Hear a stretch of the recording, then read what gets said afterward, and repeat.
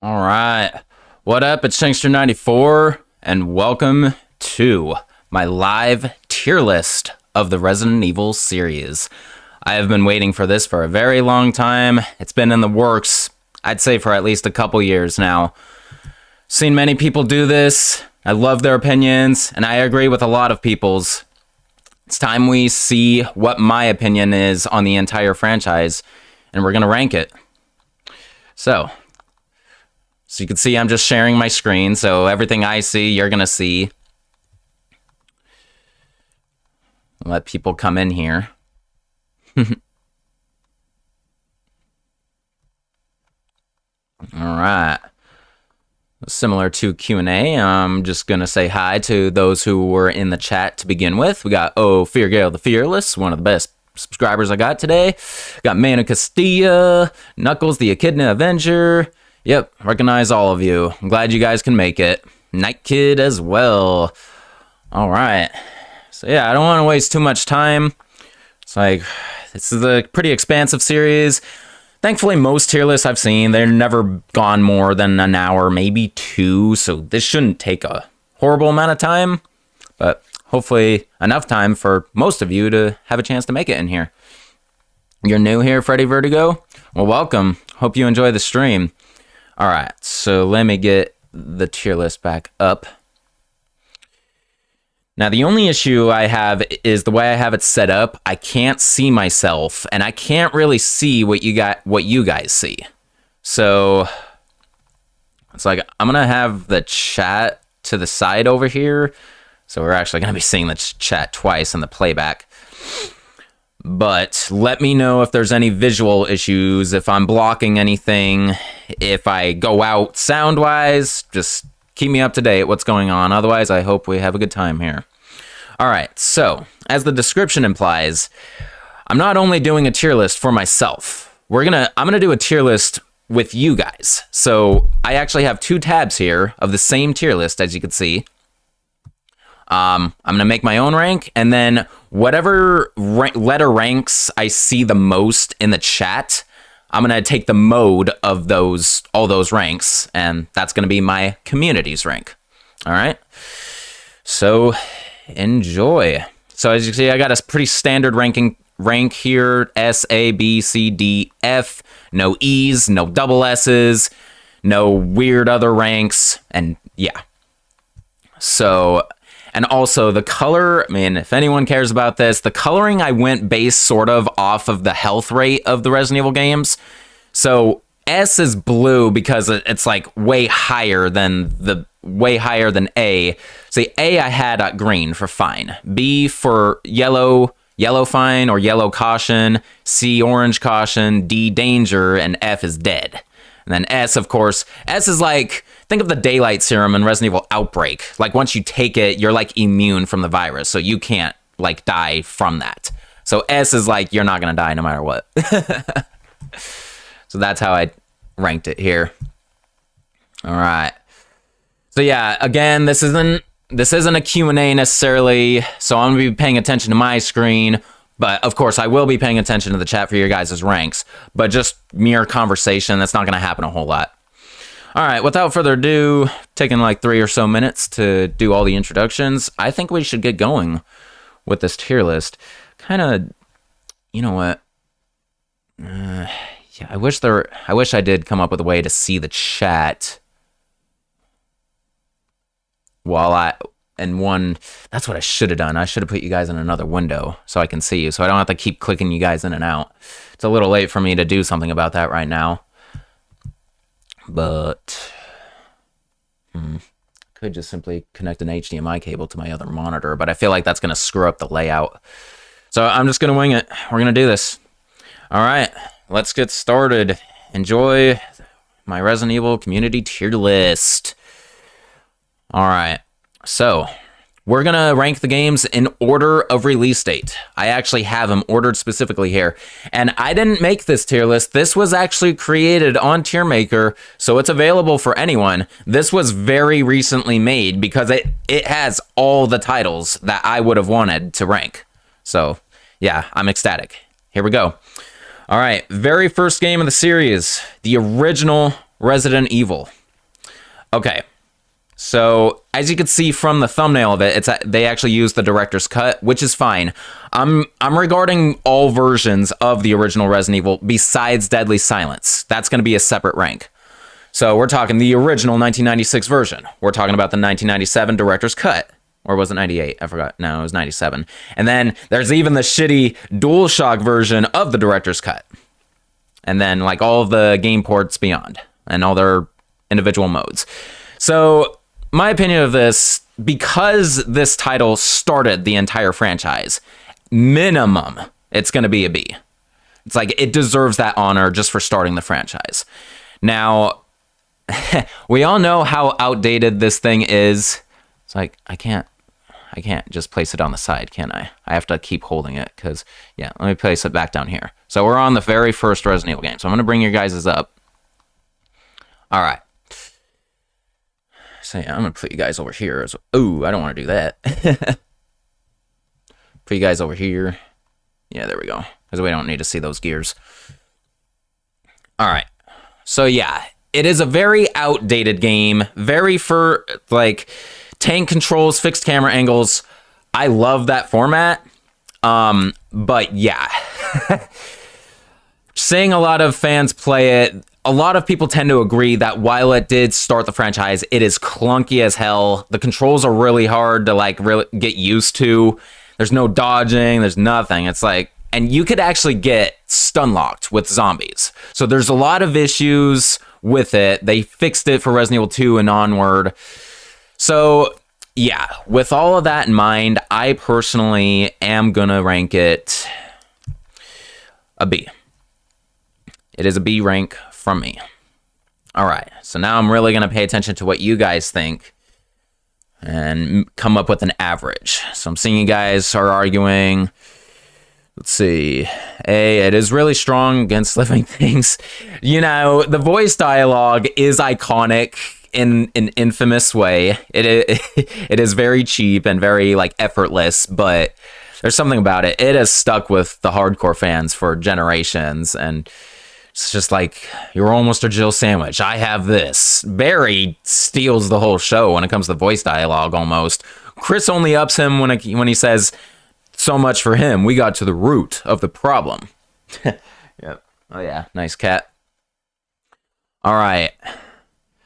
So, yeah, guys, put your letter ranks here. That's what I need. It's like, I got a couple. I got a few. I see A from Freddy Vertigo. I got a C from Josh Cool. Got a B from Side Kill, so very mixed right now, it seems. Fat Gamer, B as well. You know what's funny is, yeah, it's almost unnecessary for me to have the chat here because you're going to see it. Hello, Michael Fortesque. All right, Shayon Yu says C as well. So for Resident Evil... Oh, you know what? I just realized I mean, it doesn't matter, but... Yeah, there we go. So yeah, this is my rank for the very first Resident Evil. B, C... Yeah. I don't have as nearly much attention as those other streamers who did tier lists, obviously. Well, out of all the answers I've gotten so far, it looks like B is the average. I mean, I have 2 C's, I have 2 B's, I have 1 A.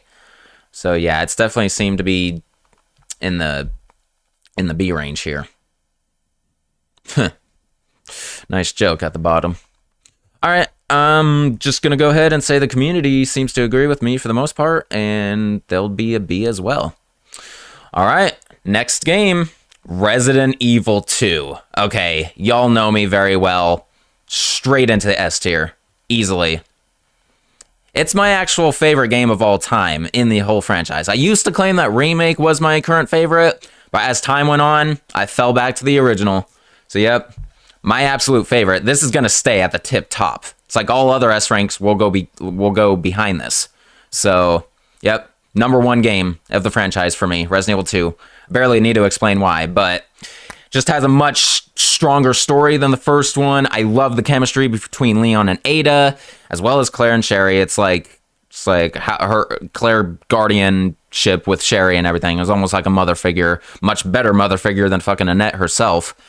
But yeah, and that game overall, I love the custom parts, the differences between Leon and Claire's scenarios, the fact that you could play both of them in an A and B scenario for a total of 4 different scenarios you could play. And then there's all the other mini games, Fourth Survivor and Tofu. It is just the overall best game in the series, in my opinion.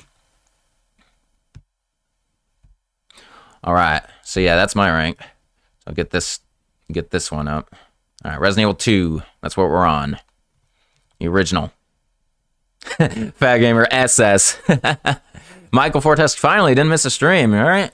I'm glad you can make it to this one. This is a very good one. I'm very excited for this stream. Fear Gale Triple S. Everyone's like in the S for this one. Yeah, I was kind of expecting that. Resident Evil 2 streamlined a huge lot. Easily A rank, possibly S for Manu. All right. Agree, S tier. Your guy, love it. S fair and square. Oh, yeah. Quadruple S even, Fat Gamer. All right. Yep, it's clear that y'all are an S-Wank as well. So let's go. Okie dokie. Moving on. Resident Evil 3 Nemesis. All right. This one. This is also a pretty good game. Compared to Resident Evil 2, of course, not nearly as good, but at least it didn't fall super short like the remake. Now, Resident Evil 3 Nemesis is still a solid game overall. It's like, for me, it's at least an A. I may even be tempted to put it in the S still. Because it feels just like Resident Evil 2 in a lot of ways. It's a prequel / sequel to 2. It takes place before and after it. Has all the same mechanics, plus more. I love the dodge function they add to it. I am a master at that shit. I love the gunpowders, the ability to make ammunition.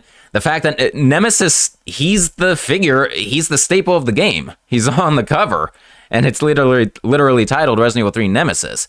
So him in the game is hella scary. The fact that he's stalking you all throughout the game. And the fact that if you play in hard mode, he can drop items that make the game even easier. So it prompts you to battle him. Play this game enough, and it's not too hard.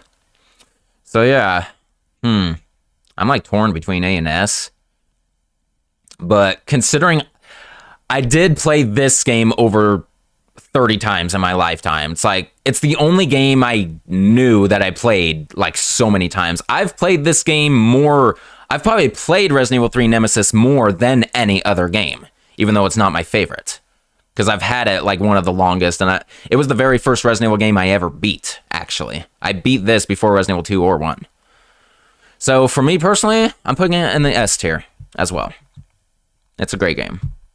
All right, I haven't looked at you guys once that whole time, so let's see what you guys are saying.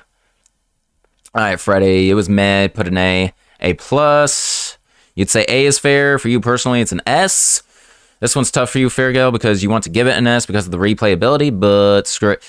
Give it an S because of Nemesis. Yeah, it does have extreme replayability. The zapping system makes a return, and your choices, those live selections, could affect the outcome of many different events. So yeah, it is a really expensive game. That's why the remake fell so freaking short. All right.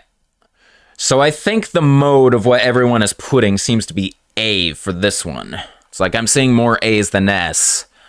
And yeah, don't let my opinion bias you guys in any way. Don't let me affect it. Like, I want your guys' true, solid opinions. Be brutal. I don't care if there's actually one of you out there who thinks this game is an F. Go ahead and put it down. I'm not going to judge you.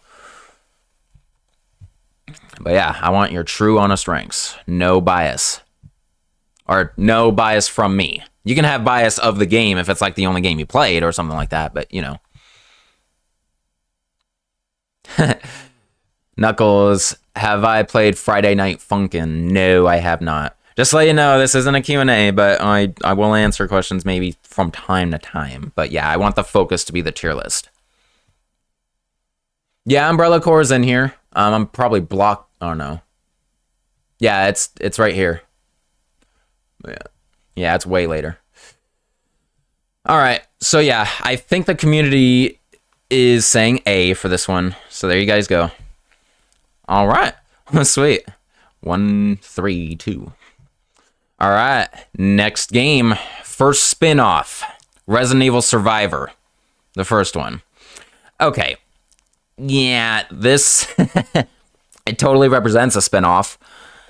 And yeah, it is not that good of a game. This was technically the first game in the series to be in first person. Resident Evil 7 was not the first one to do that.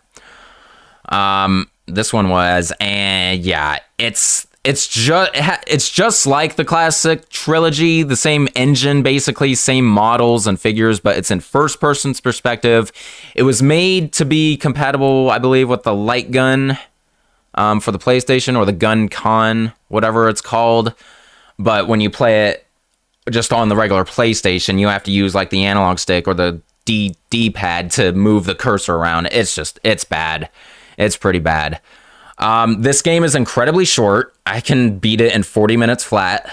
And yeah, the voice dialogue is even worse than Resident Evil 1. It's so bad that it's not iconic, unlike Resident Evil 1's. So this game, I think, ultimately, and it has a very weak plot line that almost wasn't necessary. It's getting an F. Survivor is an F tier for me. It's not the worst game in the franchise for me, but it's definitely F tier.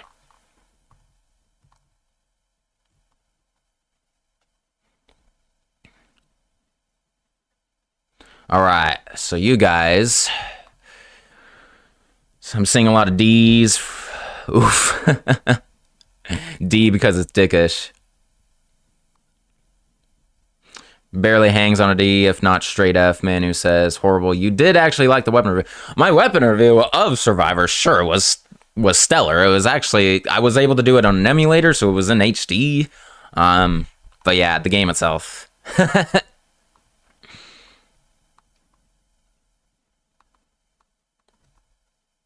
All right. Samuel Moore. Hey, what's up? Samuel. I think that's my coworker, actually.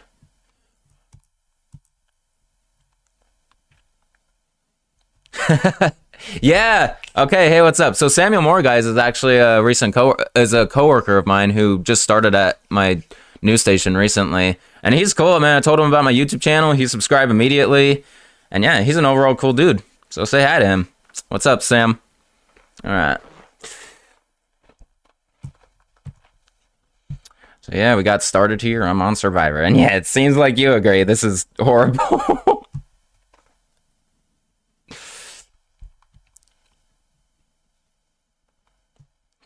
All right, so let's see.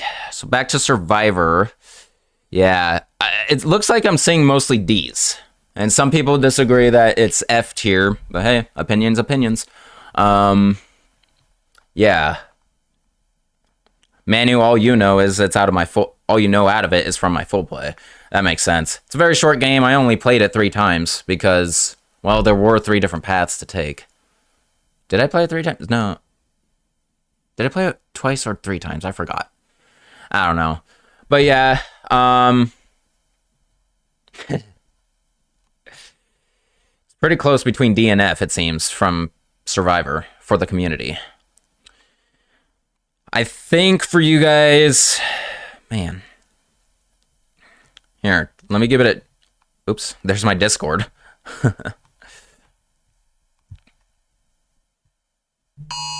Oh! It's just an emergency alert. Yeah, just so you guys know, there is a wildfire that's going on not too far off from me right now, so that's why that just happened. But I'm okay. We're okay. Don't panic. Oh, no! Okay. That's okay. It's saved where I had you guys. Unfortunately, it fucked up the order down here, which is not a big deal. That's not a big deal. But I accidentally hit... There's a button on this mouse where I can go back and forward on the browser, and I accidentally hit it.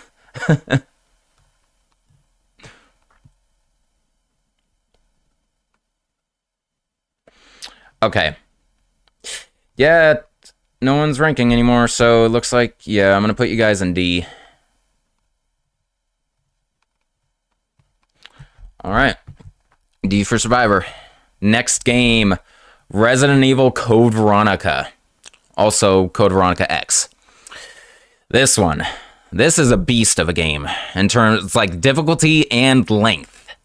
It's a very long game and it is somewhat difficult. In my opinion, this is the toughest Resident Evil game in the franchise. At least in the classic series. It's like some could argue maybe like 6 or 5 could be harder in some ways, but no, it's like overall difficulty. I feel like this is one of the toughest games out there. Plot-wise, this is a great game. It's very necessary to the plot. It's like the first real aftermath of Raccoon City that we've seen. Aftermath of Claire Redfield and Chris Redfield, for that matter. It's like Claire getting locked in a prison from Umbrella. It's pretty intense. They end up in Antarctica, for Christ's sake. This is a pretty great game in terms of like plot and storyline. Gameplay is decent. It's still the fixed camera angles and the tank controls, but it's like it's updated because it was for the next generation after the PS1 era. Let's see. So for me, I'd say minimum a B rank, actually. Even though it's the hardest game and I don't enjoy it sometimes because of that, it's still a decent game, so it's at least a B rank for me. Let's see. What else can I talk about it? Okay, so I understand the majority of the community thinks Steve is annoying as hell. I agree that he can be annoying. I just personally didn't find him annoying. I just found him a little immature, if anything, but I think his feelings were genuine. And yeah, he had a crush on Claire. Claire probably could have gotten with him if he survived, even though I believe he was younger than her, but that doesn't matter. It's just a number. Yeah, I actually have a lot of praises for this game, more than cons. So with that in mind, regardless it's the hardest game, I'm giving this game a solid A. Code Veronica X is an A rank for me. All right, let's see what you guys are saying. Yeah, I think I'm going to make that a thing. I'm not going to look at you guys at all while I'm doing my rank, and then I'll look at what you guys were saying in the chat. Because at least the viewers, after the fact, can see you guys chatting away while I'm doing it. I could just look at it afterward, because honestly, I don't have enough people watching the stream to where I fall behind the chat a whole lot. So yeah. By the way, if anyone wants to know, Asshole Wyatt was at the top of the stream earlier. I put him in timeout, as you can see here. Yeah, by the way, look at that. He has my profile pic, just with, I'm pretty sure it's Reddit eyes, and he did something to my gamer tag. I wish I could see what it was, but I can't. But yeah, if he continues, that account's gonna get blocked too.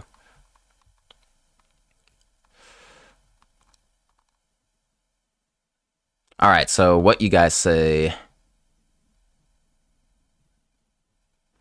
All right, Knuckles should be A-list. Oh shit, this is hard aid. Fairgale, A, you would give it an S, but it can be difficult. You'd put an A, Freddy. S, hardest game. Yeah. Michael, you'll be honest, you don't like Code Veronica that much. It's a B for you. I get it. A, underrated as fuck, so many casual players ignore it. Great story, you'd give it an A. Yeah, I'm seeing a lot of A's. You like it more than Resident Evil 3. Straight S for you, right under 2, Manu. Cool.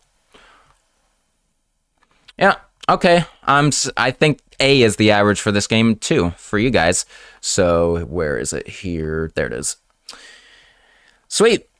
So far, we agree on a majority. It seems like Survivor... Yeah, Survivor was the only... Wait a minute. No, 3 was supposed to be here. There you go. That's the way it was. That got screwed up for some reason. There we go. Yep. All right. Remember, this is the right tab is the community, left tab is mine. Yep. All right. Let's move on. Next game. Oh, God. So, Resident Evil Survivor 2, Code Veronica. Basically an arcade first-person version of Code Veronica, more or less.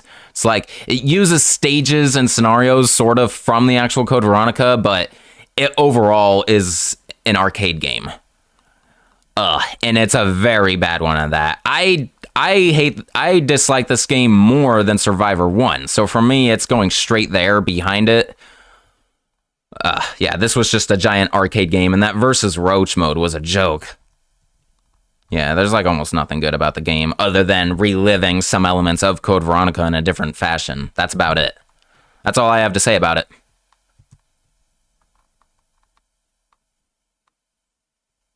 All right, C, fat gamer. F. Freddy. F, because it doesn't even play like a Resident Evil game, Feargale. Good. Sad Kilf. I'll show that. F. Survivor 2, totally random and unnecessary. Absolutely. F for fucking dog shit. Yeah. Nemesis in that game was just... That's right. Nemesis has a cameo in Survivor 2 Code Veronica. He's like an ultimate final boss at the end of it. At the end of the arcade mode. Yeah. All right. Yeah, you guys are agreeing. It's mostly F. All right. Let's get off that shit heap, because we got another one right here now. Resident Evil Gaiden. Yeah, this was a bad time for Resident Evil, it seems. Resident Evil Gaiden. Okay, let me talk about what I do like about the game real quick. I do like the retroactive soundtrack because it's on the Game Boy Color. It's kind of rocking for an 8-bit or 16-bit soundtrack, honestly. I sometimes keep going back and listening to it because I like to bop my head to it in a way. But no, that's like the only good thing about it. The plot is not even canonical anymore. They disregarded it a long time ago because the ending is stupid. And the gameplay, it's a Game Boy Color game. So it's a top-down side-scrolling platformer, basically. It does not belong in the franchise, really. I'm so glad they disregard the canonicity of it. So yeah, this game is also an F for me. Let me see, though. Do I hate it more than Survivor 2? I don't know, honestly. Like, let me think of my bottom games, because I know them, like, on the top of my head.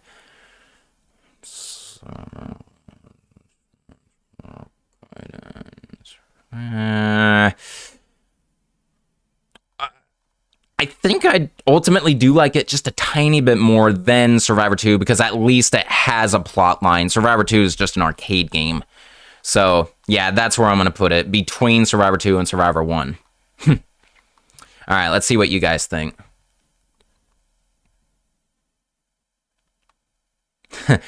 Sam, just talking about Survivor real quick. You had a buddy that loved the Survivor games.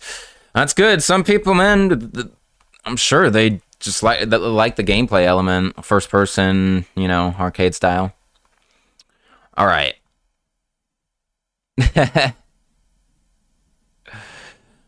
Get a big fat F. Only thing over Survivor 1 is familiar characters. Definite F. You kind of like RE Gaiden. It's like, I know, I can understand some people who actually like the game. Freddy, you have no idea what Gaiden was. Yeah, I kind of just gave you a brief summary of it. Top-down side-scroller. The beeping is irritating. What beeping? What are you talking about?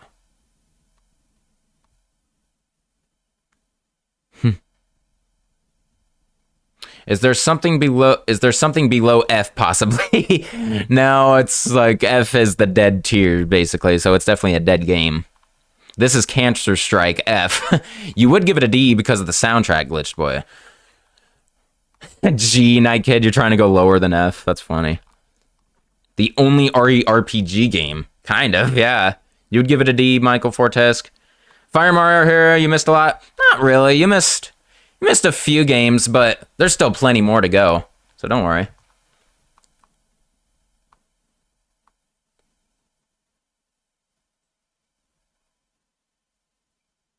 The beeping, that is the soundtrack.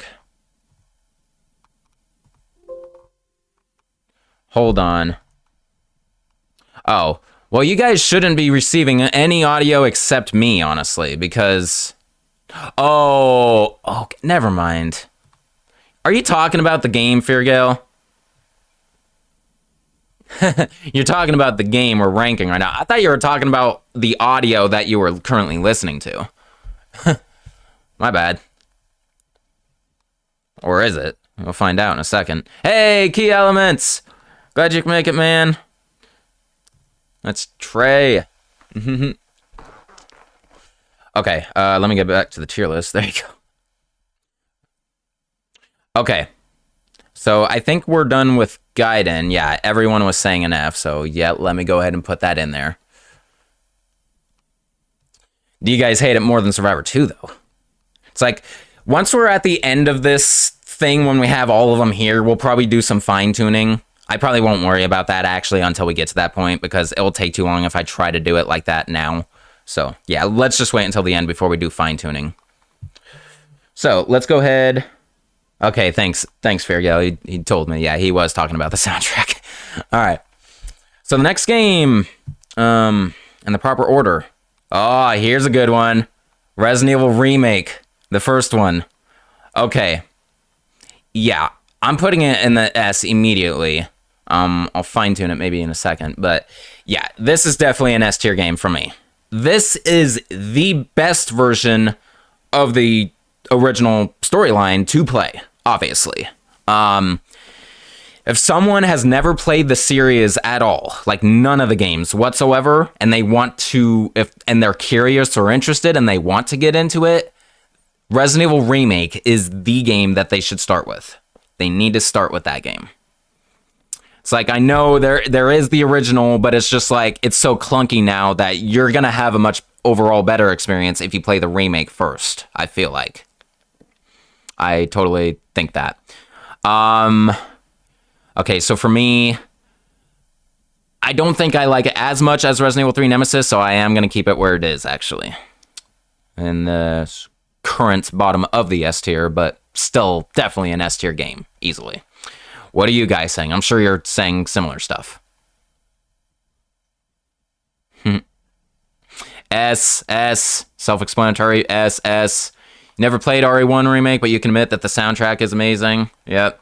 Resident Evil 1 Remake, a masterpiece. Your favorite Resident Evil ever, and the first one you've played. S tier for sure, Fire Mario. Glad to hear it. You would say S, but it's a lower S for you. Okay, still an S. The different controls add so much, doesn't it, Sam? Yeah. Manu, it's, in your eyes, straight up perfect remake. Quintuple S fat gamer. They should play the DS version of 1. Mr. Guido, that is actually gonna be a separate ranking. Deadly Silence down here. Yeah, that will get a rank in time. But yeah, remake, perfect Resident Evil game. Yep, S all time. Love you guys. Alright, S it is. And just the sheer amount of S's, I think you guys like it more than Resident Evil 2, honestly, because I feel like I saw some A ranks for Resident Evil 2, but I didn't see a single A for Resident Evil. So I know you guys like, I think overall the community likes this more than Resident Evil 2, so I'm going to put it right there. Yeah.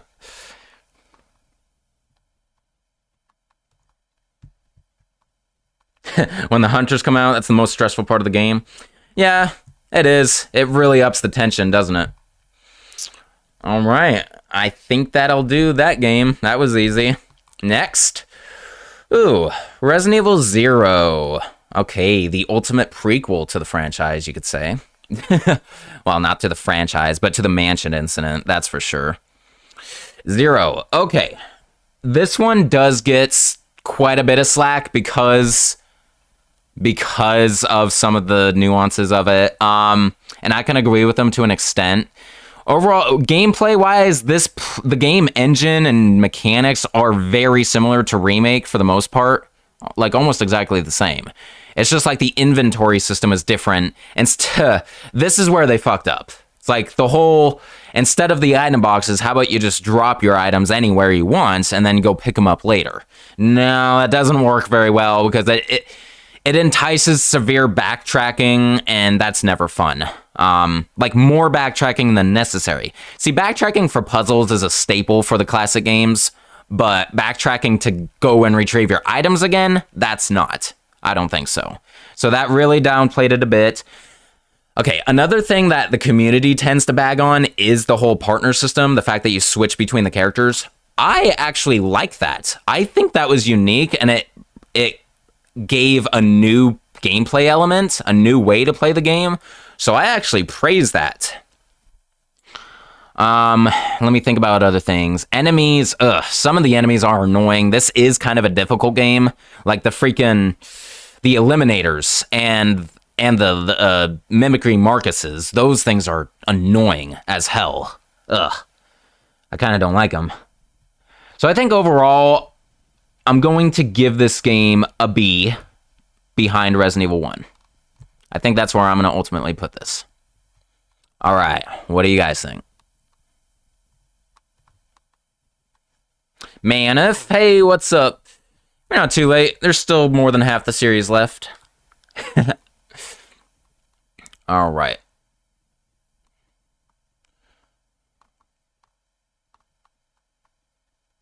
All right, Fair Gale. A, because it can be difficult to manage both characters. A or B, its fight says. C, Mr. Guido. Freddy, A. 0. That's actually weird territory. You like it in story and backdrop, but the gameplay just annoys you. Glitched Boy, you tried 0, but couldn't get used to the controls due to you playing behind the shoulder games first. See, and that's where I feel bad for the later players who started with the over-the-shoulder format, because I feel like they hate on the fixed camera angles too much. It's like, I feel like if you grew up with the fixed camera angles, you had no choice but to learn that and get used to it, so we grew to appreciate it. People who came later just can't appreciate that, it seems. But that's okay. It's like, it's not your fault that you didn't get into it until then. 0 is B, mana. A minus, B. Wow, now that I mentioned all that, you changed your A to B for kill. Okay, I mean, I feel bad that I sort of changed your opinion a little bit, but it's okay, I guess.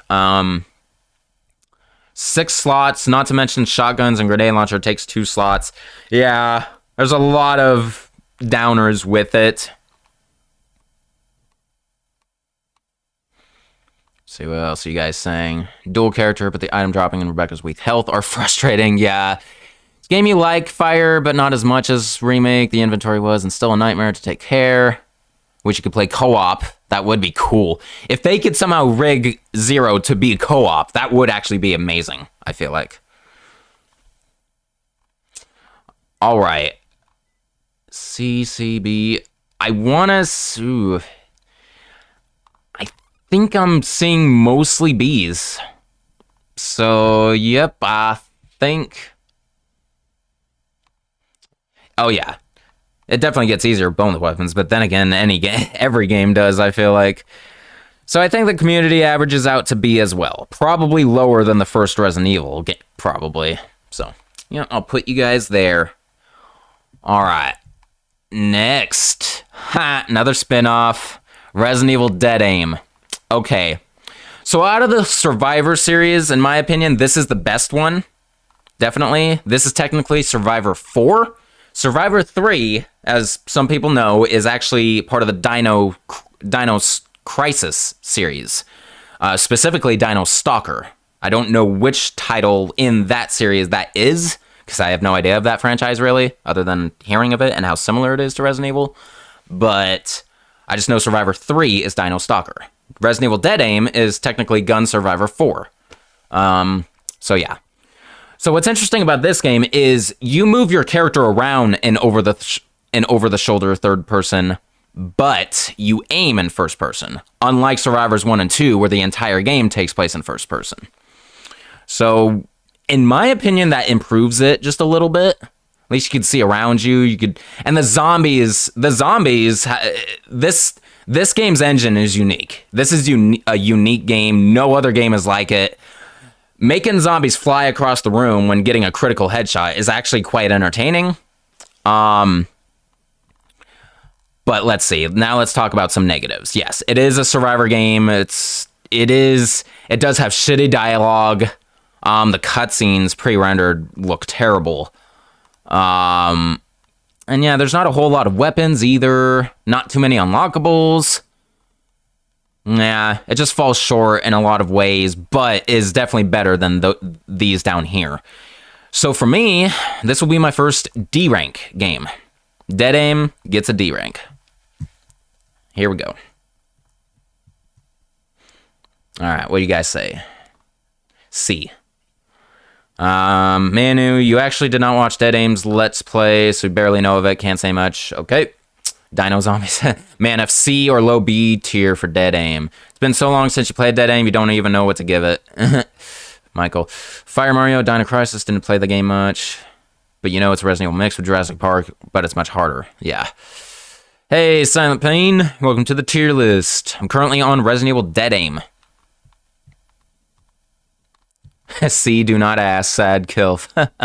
Probably B, Mr. Guido. Best Survivor game. You like the BOW designs. You know what? I'm actually going to change my mind on this. I'm bumping mine up to C, actually. For a Survivor game, it's decent. So, yeah. Yeah.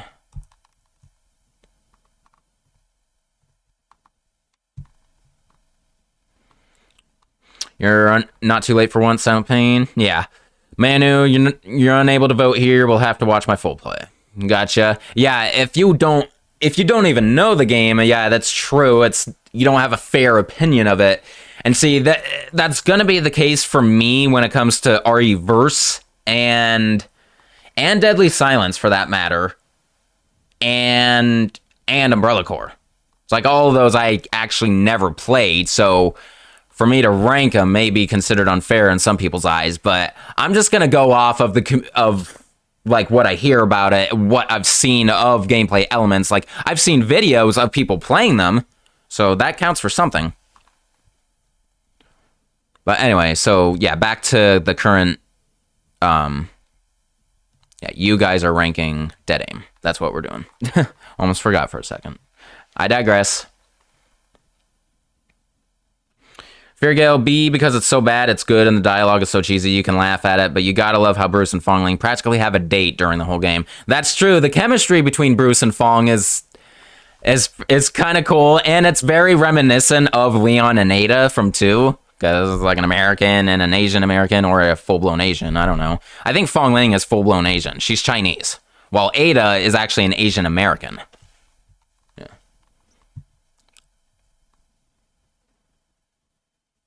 C for you, Manuf. You remember, Glitch Boy, you remember watching a buddy play this game, you remember the zombies flying from crit headshots. Yeah, right? Manuf, not to mention Dead Aim was the only game to have light machine gun, which is the MG36. I remember you pointing that out to me like a lot, like when I was doing the full play of that game and like prepping for the weapon review. Yeah, I do remember that. Yes, the second game inside of a boat. That is true. What was the first one again? What was the first game to take place on a boat? Gaiden. That's right. Gaiden. And now we have Dead Aim. Yeah. Okay. So I think the mode of your guys' ranks seem to be C. I'm seeing mostly C's. Granted, the 3 C's I'm seeing are all from Manuf, so that's actually just one. But, yeah, I guess not a lot of people watching this right now have played Dead Aim, so not a lot of opinions I'm seeing. Or not a lot of letter ranks. So yeah, it seems to be a mix between B and C. It's like Feargale and Manuf for the only... Or no, and Silent Pain. There's a C. Sorry. It's just sandwiched in between all your text, so it was hard to see it. Let's go with C. Okay, yeah. I think C is a good community standard for Dead Aim. There's your guys' first C as well. So yeah, I've yet to do the D tier. All right, next game. Ah, yes, one of the best spin-offs ever, Resident Evil Outbreak. Okay, so just so you guys know, Outbreak and Outbreak File 2 are down here. We're going to rank them basically as one whole uniform game. That's what everybody does, and that's what I'm going to do. So think of Outbreak as a whole. Outbreak and Outbreak File 2, because they play exactly the same. It's just Outbreak File 2 adds the moving with shooting and a couple of other things. But yeah, let's rank out the Outbreaks as one whole game. So, yeah, with that. So this is my personal favorite spinoff. It's, in my opinion, the best spinoff of all the spinoffs. This is so good. It's like it could have been a main series title, I feel like. Canonicity is questionable of this game. It's like certain parts of it are canon and a lot of other parts aren't. So, in that regard, plot-wise, it's like maybe it falls short just a tiny bit, but a very small short. Gameplay wise, I love the gameplay. It's the classic fixed camera angles while the camera moves with you, so it's better in a sense. But yeah, it's still tank controls. It's the very first game to introduce online capability, and it was way ahead of its time. That's what everybody says, too. It was way ahead of its time. If this game came out 10 years later, like when online was was definitely the norm and everything, oh my god, this game would have been played to shit. I'm telling you. It's like there's an online server available to still play it online today, like through the emulator or something like that. I myself have yet to try that, but I look forward to the day when I finally can actually play some Outbreak with some friends. Oh my god, that would be so cool. All right, so yeah, I have really high praise for this game for a spinoff. Honestly, this is going into the A tier for me. Both of them. Yeah, these are great games. Variety of scenarios that take place in many different parts of the series, and even have unique scenarios for sure. Like the Wild Things scenario in File 2, it takes place at the Raccoon City Zoo. I don't think you hear mention of a zoo until this game, so that's cool. That brings a whole new element. So yeah, a lot of great things about this game. These games also have easily the largest selection of weaponry, mostly melee weapons, granted, but still. Ton of weapons and ways you could defeat enemies and avoid enemies. The virus gauge is unique. You don't die just by sheer damage. Instead, you actually collapse and you let the virus take you over. So yeah, that's unique. There's just so many good things about this game. All right, it's about time I see what you guys are saying. Where's Hinata Tomoe when I need her? Because she's a huge fan of this game, that's for sure.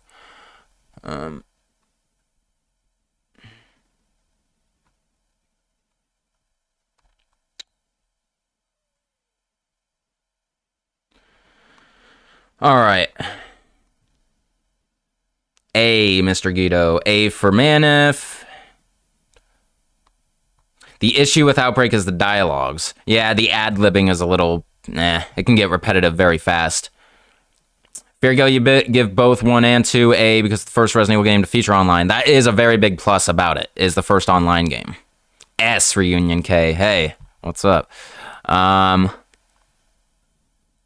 You haven't played File 2, Glitch Boy, but you remember playing and loving Outbreak 1. Outbreak 2 is just like Outbreak 1, if not better.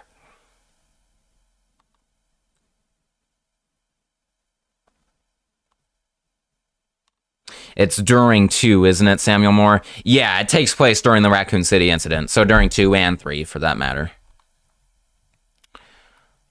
I actually fell behind just a little bit. As much as you like Outbreak, you have to go with a B because of the AI partners, right? That's where online does come out a lot better, you know? Or Passcode Veronica Night Kid. Manu, if it came out later online, it would have blown up. Yeah, easily.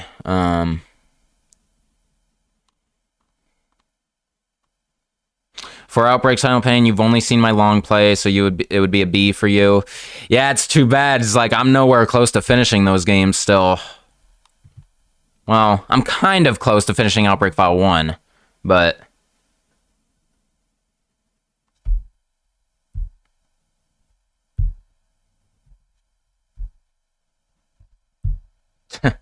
Not now, man.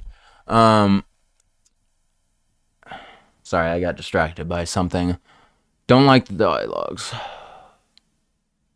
For what little you know of it, Manu, you'd say B, but take it lightly. Right. God damn it.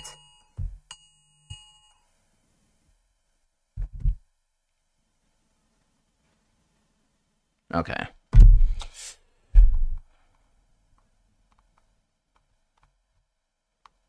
Next tier list ranking the RE comics. Nah, no chance.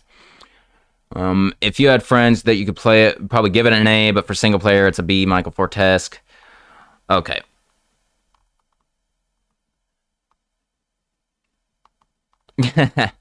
Okay, so yeah, average for Outbreak, it looks like. Yeah, I was seeing some A's and S's, maybe a couple B's.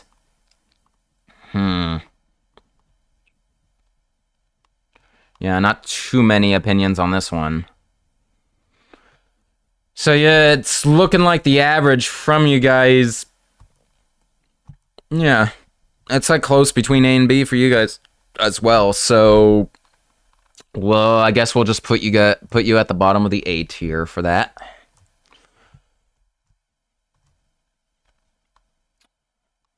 Right?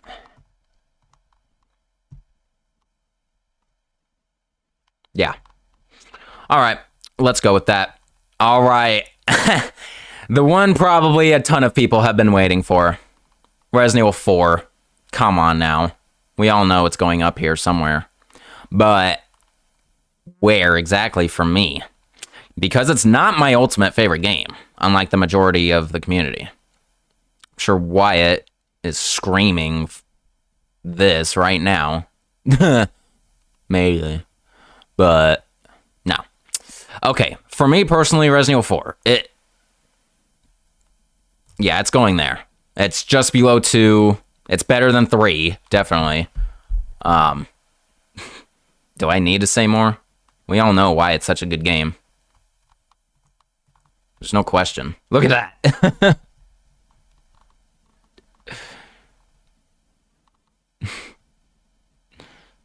Yeah, that's funny. Yep.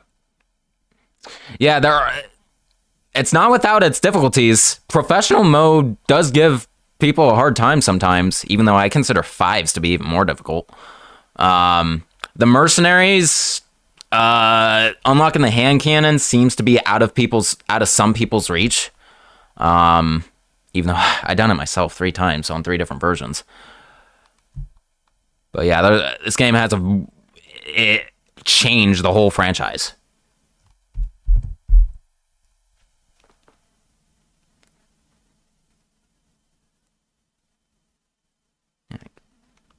Yeah, I'm subscribed. Let me see what else you guys are saying. For you, if somehow had co-op without it altering single player, it'd be your absolute favorite. Yeah, it would be. It would have been cool if somehow you could have controlled Ashley with like a second player or something. See, 5 tried to do that, but that's your right hand comes off. Right? Easy S. Favorite game of all time. It's the only game you gotten to like 4 separate consoles, right? Me too, honestly. It's the only game I have like multiple versions of. A for you, Silent Pain. It's just been far too long since you last played and you're going off faint memories, but you remember it being pretty good. Yeah, the running from Salazar statue in pro mode made you quit the Switch version. Oh.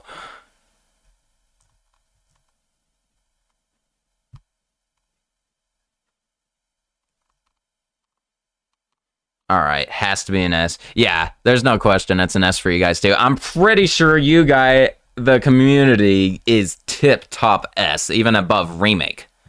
Leon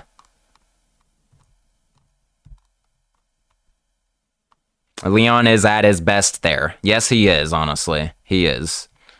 4 is his best. He's grown into a powerful, well, not powerful, but like a really good soldier of some sort. He has moves, but he's not like falling into depression or something like that, like at the end of Vendetta.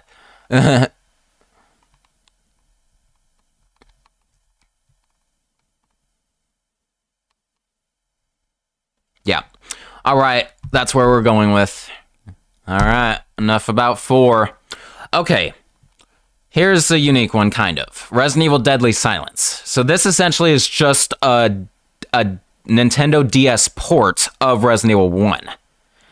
It is, as of now, I would say it is the best version of the original Resident Evil to play, like mechanically. Even though it's a port, they do modify the mechanics just a tiny bit. Like, you can tell the running animations and the walking, just moving, it's slightly different.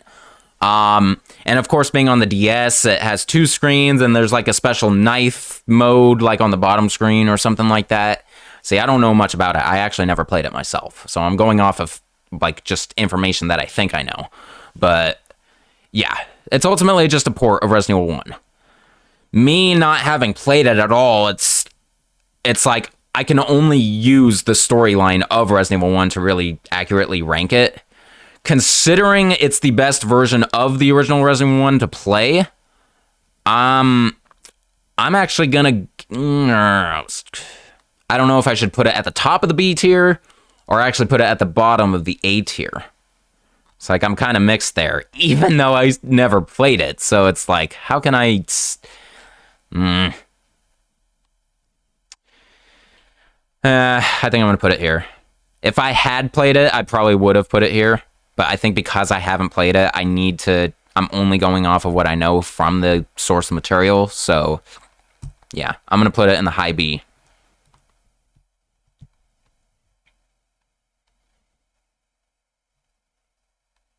A, Mr. Guido, D, or C, Manif. Fat Gamer, the only Resident Evil game you can touch the butt of Chris and Jill. Ah, I see. If you can get used to the OG camera angles and tank controls, you would give it a B. Yeah. You have played the DS, Deadly Silence, but you'd say just better than OG RE1 for keeping the OG music, built-in knife, skippable door animations, and new puzzles. See, yeah, it takes all of the nuances of the original and probably helps you out. Yeah. You would give Deadly Silence an A because they improve a few things with the game and it has more content than Director's Cut. That is true, Fairgill. Yeah. Samuel, you might have to get that on your 3DS. That's right, because you could play DS games on 3DS, so that's perfect, right? If it weren't for the graphics, it's the best version of the classics, so A. Yeah. Some of the minigames are fun, but it's not different enough to be better or worse than the original, in your opinion, Michael. All right. Low B or C, Manif. Say high B or low A. Yeah, I'm seeing a lot of B's for you guys as well, so, and like high ones for that, so it's definitely going to go above Director's Cut in your guys' end too, because like it's nothing but better than Director's Cut or the original Resident Evil 1. Yeah. All right, that's good. Moving on. Okie dokie. Another spin-off. Resident Evil: The Umbrella Chronicles. So this is the first of the 2 Chronicle games, and these were rail shooters. And these just take you through the classic games in a whole new perspective, basically. And, like, introduce some new things, get rid of some other things, and, yeah, it's okay. It's overall just a nostalgia fest that this game kind of is. It does have an exclusive scenario that depicts, like, Umbrella's end, what Jill and Chris did to make sure that happened. So that unique scenario is actually pretty cool, and is very canonical. But now let's talk about gameplay-wise. Being on rails can be frustrating sometimes, especially if you miss getting an item or a file. It can be incredibly frustrating, and the requirements to get good ranks can be a little tedious sometimes. The weapon selection is awesome, and it's just a major throwback nostalgia game, like I said. Weapons, characters, scenarios, everything is all throwback. So, me personally, Umbrella Chronicles, see, I always used to claim I liked it more than Darkside Chronicles, but having recently played these 2 games again, I actually saw why Darkside ultimately was better than Umbrella. So for me, I'm going to put this... Let's see. It's probably going to be a B tier for me. Now let me compare it to these. Do I like it more or less than what I have here?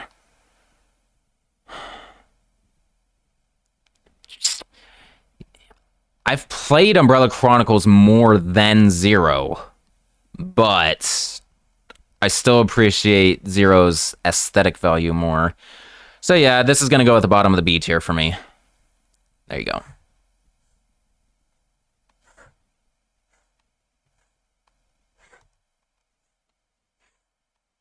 Hold on.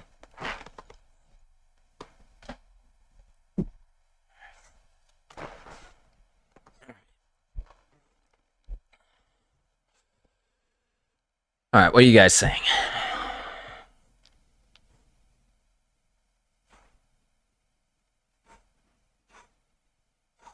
All right, Manu, you invested a huge ton in Umbrella Chronicles. You actually love it. Oh, yeah. Straight B, not that good, but it's an entertaining rail shooter, Fairgale. B mana from Umbrella Chronicles is A tier, glitched boy. It was kind of meh, Samuel. Yeah. Fair Gale, you also give Darkside Chronicles a B, but say get later when we get to that. Yeah. Manu, love the unique extra stories and hidden behind the scenes stuff. That's true. Silent Pain, you only ever played Wii shooters for about a day, so you wouldn't know what to give them. Okay. Way better than Darkside, but it's no House of the Dead, so B. Michael Fortes, give it a B, and also give Dark. Yeah. Gameplay wise, you enjoy the arcadey feel. You'd say A. The best kind of sharpshooter for you, so is B or Manu high B instead of A. It was almost a movie of the storyline. Yeah, kind of. You wanted to play 4 every time you picked it up. B-ish, low B, B+. Yeah, I'm seeing a lot of Bs mostly. So yeah, I think I'll put you guys in the B as well. All right, cool. Next, aha. Resident Evil 5. Okay, I personally don't care much for this thumbnail. It's not the original thumbnail with Chris and Sheva. They're using the Lost in Nightmares thumbnail, so ignore that. But yeah, this is Resident Evil 5 with Chris and Sheva and Africa and everything. Okay, this one is probably where I'm going to start seeing some controversy because personally, I played this game to death. I played Mercenaries and Mercenaries Reunion for hours upon multiple days. Probably have over 1,000 hours of Mercenaries, if not over 10,000. On the Xbox 360 version of the Mercenaries Reunion DLC, at one point, I don't know if that's the case anymore, but at one point, me and another guy, one of the best friends I had on Xbox at the time, he's probably still around. What the heck? Minutia Man. That's what he was called. Minutia Man. Anyway, him and I had the number two leaderboard in Mercenaries Reunion, the prison stage duo. We were number 2 in the leaderboards of the overall score. It was the only time I ever went for a leaderboard ranking, and I was so proud of it. We never made number 1, but it's okay. Number 2 is a great second, a great close second. It's a great spot to be in regardless. So yeah. Okay, so enough about me and why I love this game so much and the countless hours I put into it. Now I'm going to rank it. So with that, I may be slightly biased. I do understand that this is the game that sent the series on a downward plummet because of all the action, zero horror elements except Lost in Nightmares, maybe. And yeah, this is a great co-op game. It's definitely a great co-op game. It is a horrible solo queue game. It's oof. So it's I am super mixed. I have a lot of great praise about it, but I also have a lot of great gripes about it. So I'm actually, even though no. I gotta go with my opinion. Yeah. To me, it's better than... I'm gonna start disappointing people. Maybe. For me now, as of now, it's a high B. It's a high B. Because the co-op is what makes it so much better. As a co-op game, it's a low S, actually, for me. But as a standalone Resident Evil, compared to all the rest of the franchise, high B. There you go. Alright, guys. That's my opinion on Resident Evil 5. Let's see what you guys have been saying, because I haven't seen it. Alright.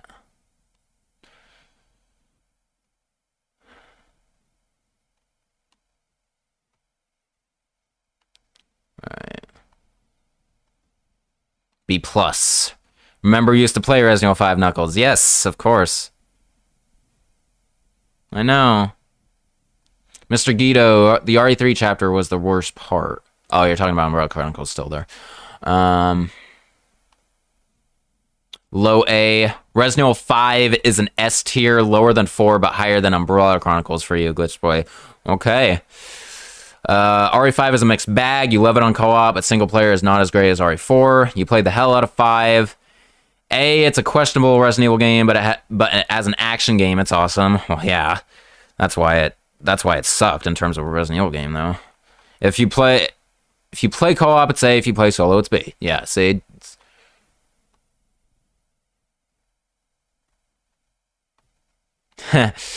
Knuckles, I'm sorry. It's like I really don't play just out of the blue. Beergal, even though you love 5, you can admit it does fare worse than 4, so you give it an A. Really like to play this on co-op. Mercenaries from 6 and 5, you like it. Yeah. Low B. Okay, so majority of you actually are agreeing with me in this one. No offense to anyone, but I feel like a good amount of you are probably later players who started with like 4 and beyond. But that's just an observation. If I'm completely wrong, go ahead and shoot me down right now.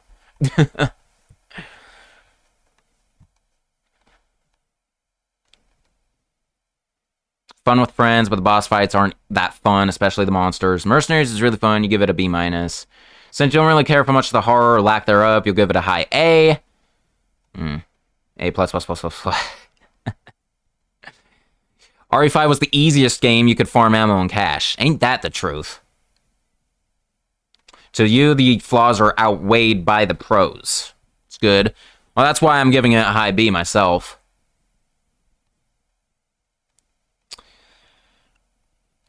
Okay, so where do we stand with this game? Seems like I didn't see anything lower than a B, honestly. So no one here, at least my community, seems to trash it as much as I do. So that's, or as much as the typical community does.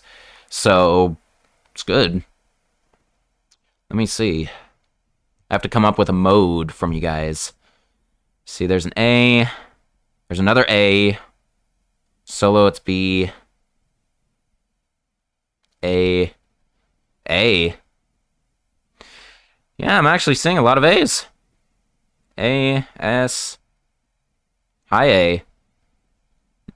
Wow, okay, so we are a little diverse on this one. Because I'm a hardcore OG fan, that's why I severely downplay it for being an action fest. But yeah, it seems that you guys are calling it more of an A rank. So I'll probably sandwich it right in there. Yeah. All right. Cool. That's fine. I think we're ready to move on. Resident Evil: The Dark Side Chronicles. All right. So just like Umbrella Chronicles, more lore-ish, nostalgia feel. Does have an exclusive scenario as well with Krauser. It explains Krauser's backstory very well from Resident Evil 4, so that's cool. This relives Resident Evil 2 and Code Veronica. So yeah, and the fact that I just recently played it, I ultimately do think it is better than Umbrella Chronicles overall. For me personally, though, is it better than Zero? Director's Cut? No. I think I'm going to put it right next to Umbrella Chronicles. It's just better than that, but it's not as good as like any actual game. Alright, so that one was kind of quick for me.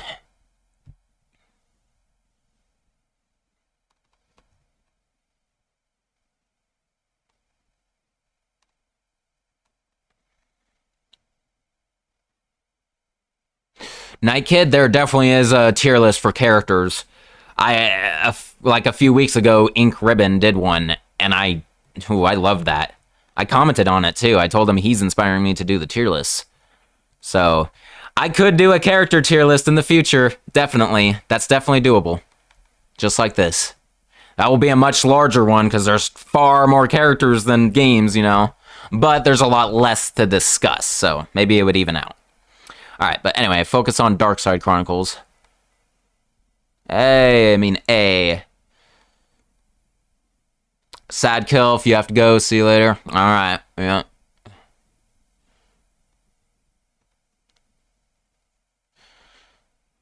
Yeah, sorry, Knuckles. That's not gonna happen. Fear Gale, you probably give it an A because it's so damn fun with infinite weapons. I never got the opportunity to play it with infinite weapons, unfortunately. I'm sure it is, though. You give Dark Side Chronicles a B. Mid B. Darkside, more of Krauser, so Def Plus higher than Umbrella Chronicles. You haven't played Darkside, Manu, tried to get it, but can't find it, but you've seen plenty. Story-wise, you think it handles things way more and really enjoy it. Yeah. C, Michael Fortes says. You would give it a low C, Silent Pain, but only because when you played the game almost made you sick with that wobbly camera. That is true. The camera is a lot more wobblier than Umbrella Chronicles. That is a minus probably for it. But see, what makes it so much better than Umbrella is it takes problems that Umbrella Chronicles had and fixes them. Like, definitely. Like, the fact that Umbrella Chronicles, like, if you're playing co-op, like, only one of you can get the item. You can't both get the item. But Darkside Chronicles... Wait a minute. I don't have that backwards, do I? I don't know. I think Darkside Chronicles, it's like, it doesn't matter who takes the item. It goes to, like, both of you. It spreads between both of you. I don't know. Someone should clear that up. But I think overall, yeah, Darkside Chronicles takes some problems that Umbrella had and improved on them. So, for you guys, it's clear that it's going to go in front of Umbrella Chronicles. So I think I'll just go ahead and put you guys there. Because, yeah, I was saying mostly Bs, too, for that one anyway.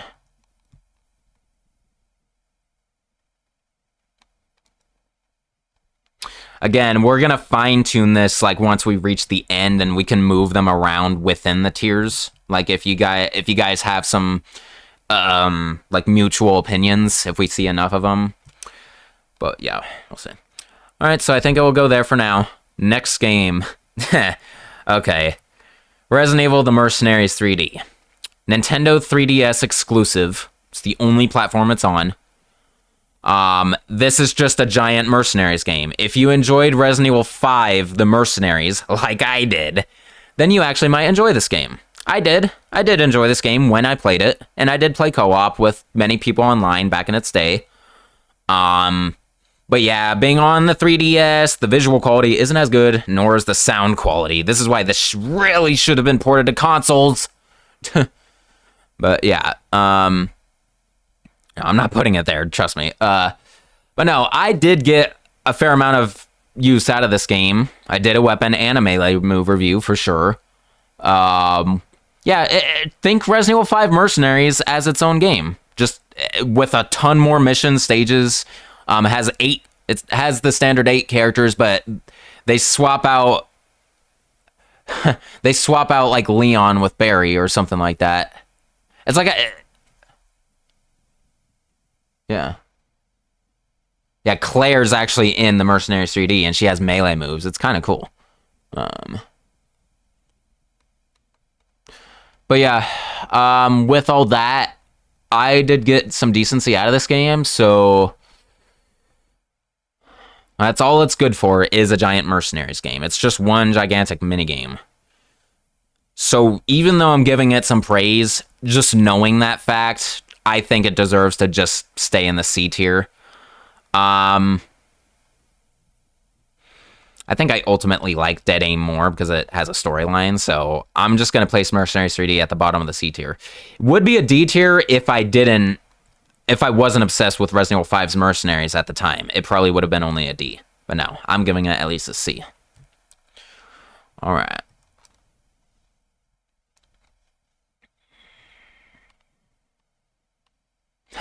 Never played it yourself, Silent Pain. Another B for Manif. Yeah, I don't presume a lot of people even played this one, honestly, since it's exclusive to the 3DS. The Mercenaries 3D was fine, but you're not very good in that mode. B tier. You gotta go as well. Have fun. See you night, kid. Manif, low B or high C. High C. Mana Castilla. Mercs 3D, haven't played, looks fun, but you enjoy it more on home console. Yeah, it mostly makes you want a big dedicated Mercs game more. Yeah, would have been cool if it had been on other consoles with more content, but sadly we didn't. C-, B or C.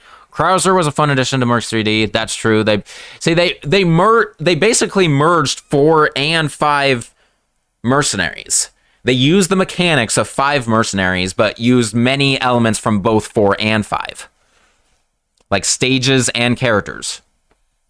Yeah. It's stupid that Leon's not in that one. Leon's not in Mercs 3D.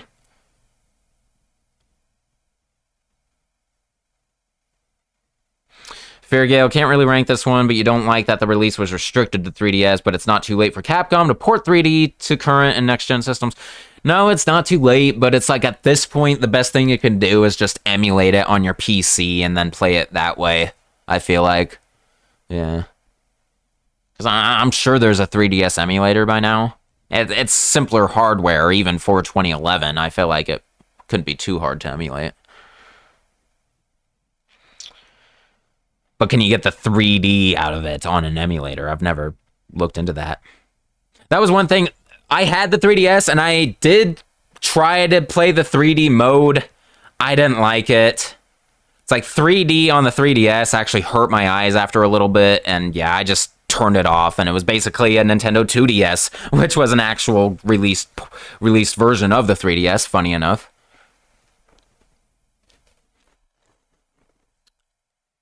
All right, just see. Yeah, I think I'm seeing a lot of C's from you guys as well. So yeah, we'll put that in there.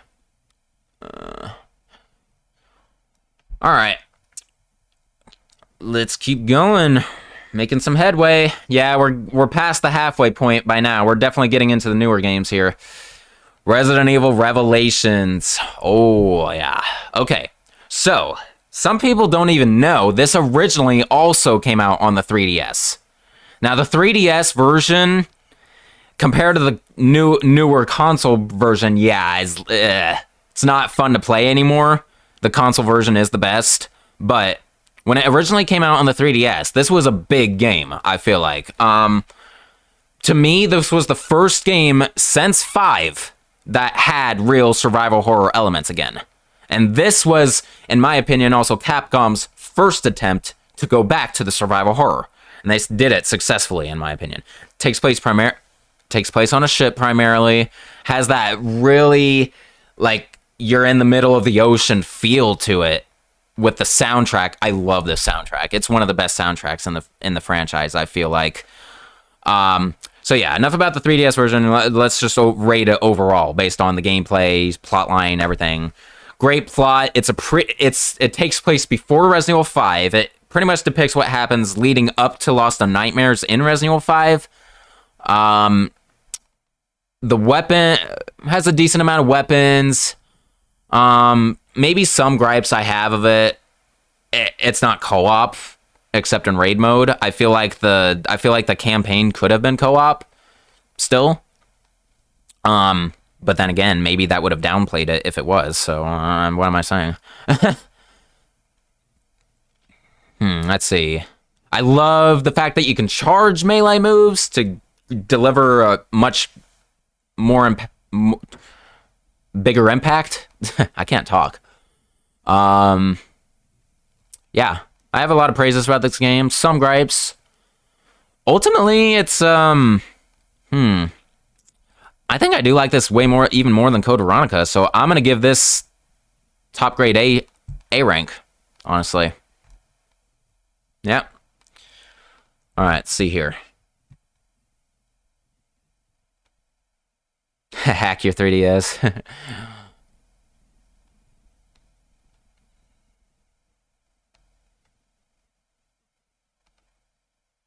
Right. Now we're talking, Fire Mario. You played Revelations 1 on the 3DS a lot and you loved it. It's better to play it now on the current version with a controller or mouse keyboard, definitely.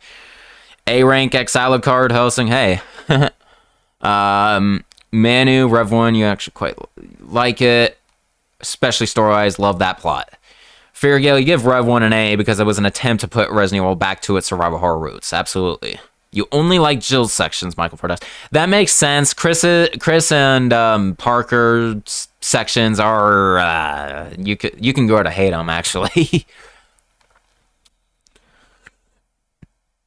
Mid B, higher than both Chronicles. Rev 1, you didn't like it on the 3DS because it made your hands cramp up, but on Xbox it was really fun, genuinely terrifying at times. Yeah. Sim, you were excited for it, but never got it, unfortunately. Oh, man. It's a great game, man. Hopefully you get your hands on it one day. Manu, gameplay is kind of simplified, but it works out well. You'd say a solid A. Nice. You love that there's basically no inventory management? That's true. Made playing the game a lot smoother for you. You would say a low A. It's the first time they teased us with Chris going evil. That's right. The first trailer for Revelations 1 pitted Chris and Jill against each other. They were pointing guns at each other. Yeah. I'm glad they dropped that idea.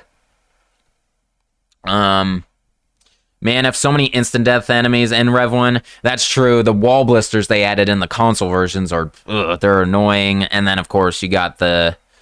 Who else is an insta-kill enemy? Oh, the Skagdead. Skagdead, yeah.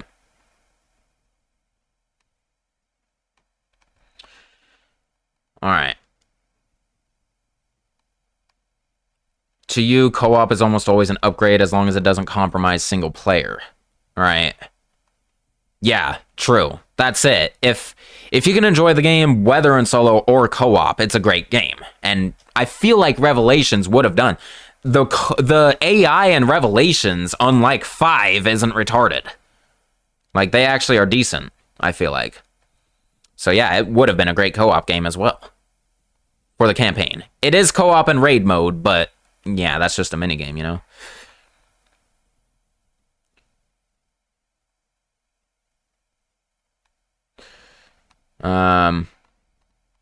Alright. So, yeah, what is... A lot of worded opinions here, but... Alright, now I need to pay attention for some letter grades. Alright, hi B, Michael Fortes just chimed in again.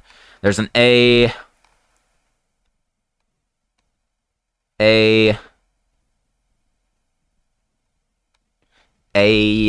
Yeah, I'm seeing mostly A's, I feel like. There might have been a B here or somewhere, but... Yeah, I think I'll put... for the most part, you guys seem to agree with, like, my opinions and everything, and we all collectively agree on what makes these games like what they are, for the most part. There's only some differences between our tier lists, as you can see. It's like you guys put Survivor in D, I put it in F. Yeah.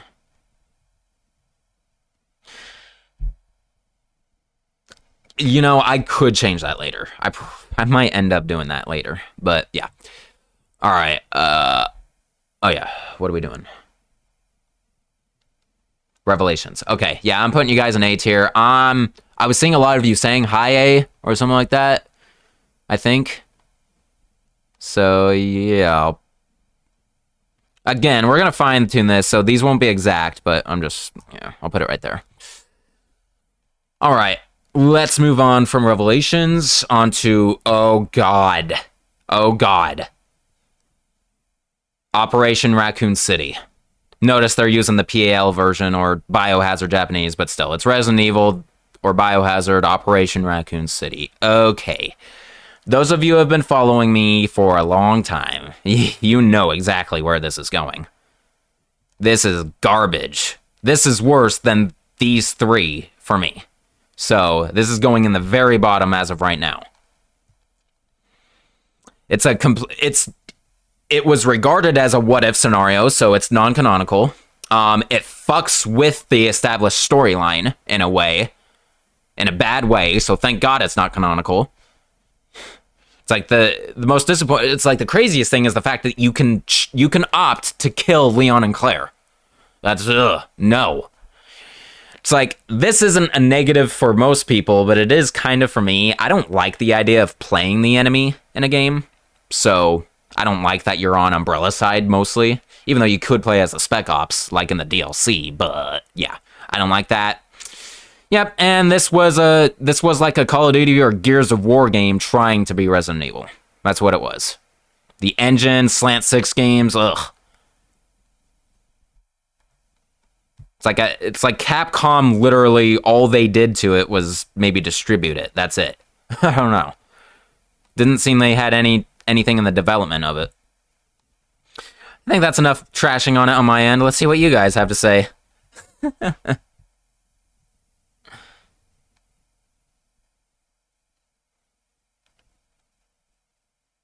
Yeah, you thought it was 6. F. Mr. Greedo, F. Never mind, forgot about Operation Raccoon City. Never played Raccoon City. To be honest, F, yeah. Just gonna pretend it's not there and put it in the lowest abyss of F. Literally Call of Duty with Resident Evil, yeah. Glitched Boy, your dad bought Operation Raccoon City, and he really enjoyed it, but you can see people why people don't like it. Yeah. It's like, it's a multiplayer-only game, pretty much. Yeah, it's made for co-op, online multiplayer shit. And yeah, it's one big versus game, too, on top of it. It's like if you play online. You would give it a D because you like seeing old characters, Michael Fortes. So, yeah, there is a one of the versus modes, it's like you play as heroes, which are the well-known characters of the franchise, but I still don't think they belong.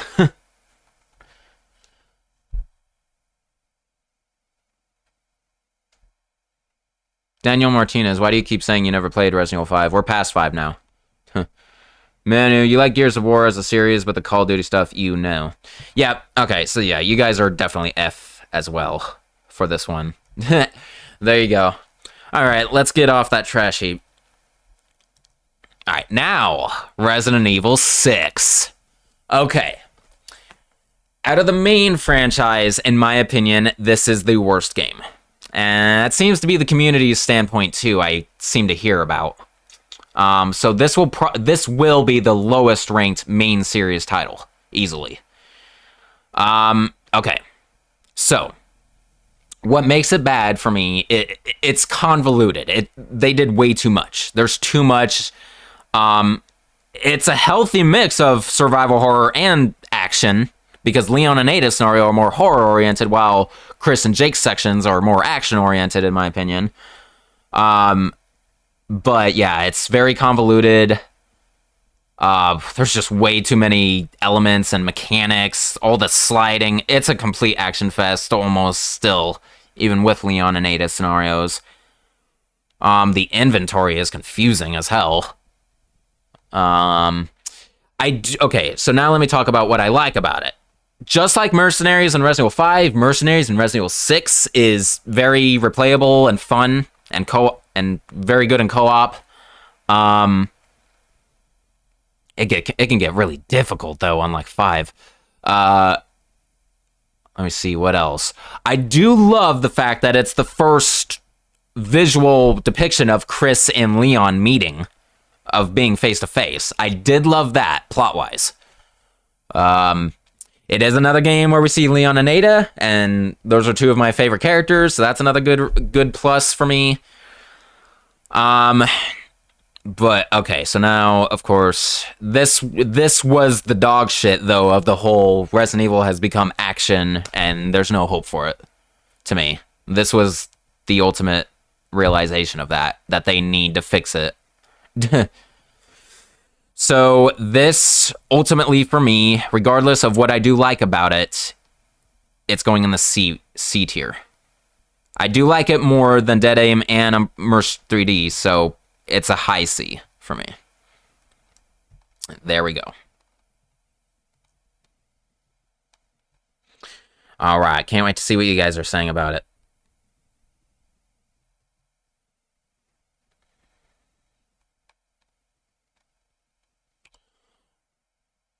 All right, now it's RE6, true. You have to be honest, you actually enjoy 6 for you quite a lot. Then state your honest rank. Don't let me deter you. Michael Fortes, guys, see, he wasn't afraid. Fergal, you would give RE6 a C.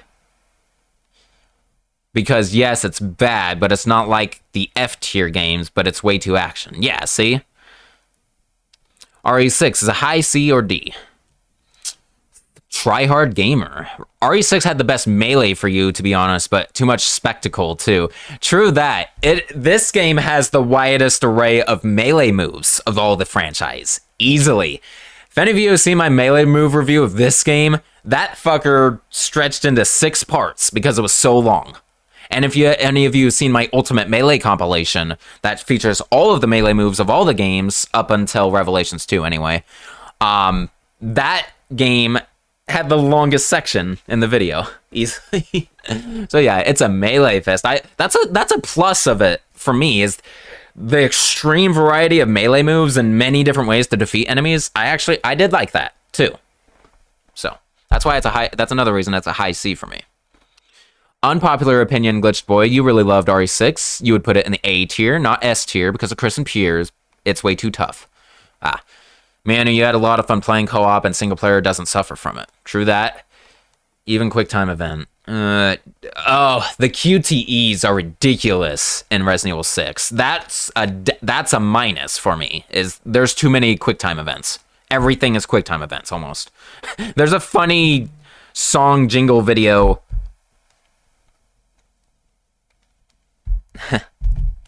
Hold on a sec. I need to text someone.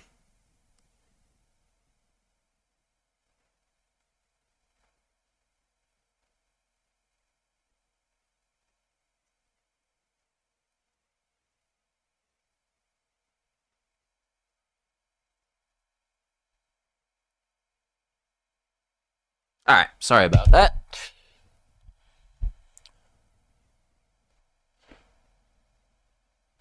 All right. Continuing. D. Alucard. Bubba Gungs. You really enjoyed 6. It had some good moments for you. Leon and Ada having their moment. You'd say B. Yep. One sec.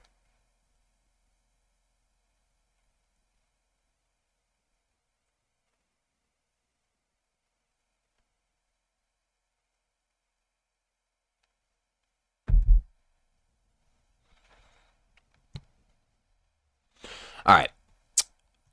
You don't think RE6 is a bad game, Fire Mario? It's between good and average for you. Mr. Guido, 6 lacks focus. It would be at least a good action game a lot if the vehicle rails and runway sections were removed. The extra modes are fun. Chris and Sherry's campaign are fun. All right. B for you. High B, B+, D, A. Man, you got that spicy hot take, giving it an A.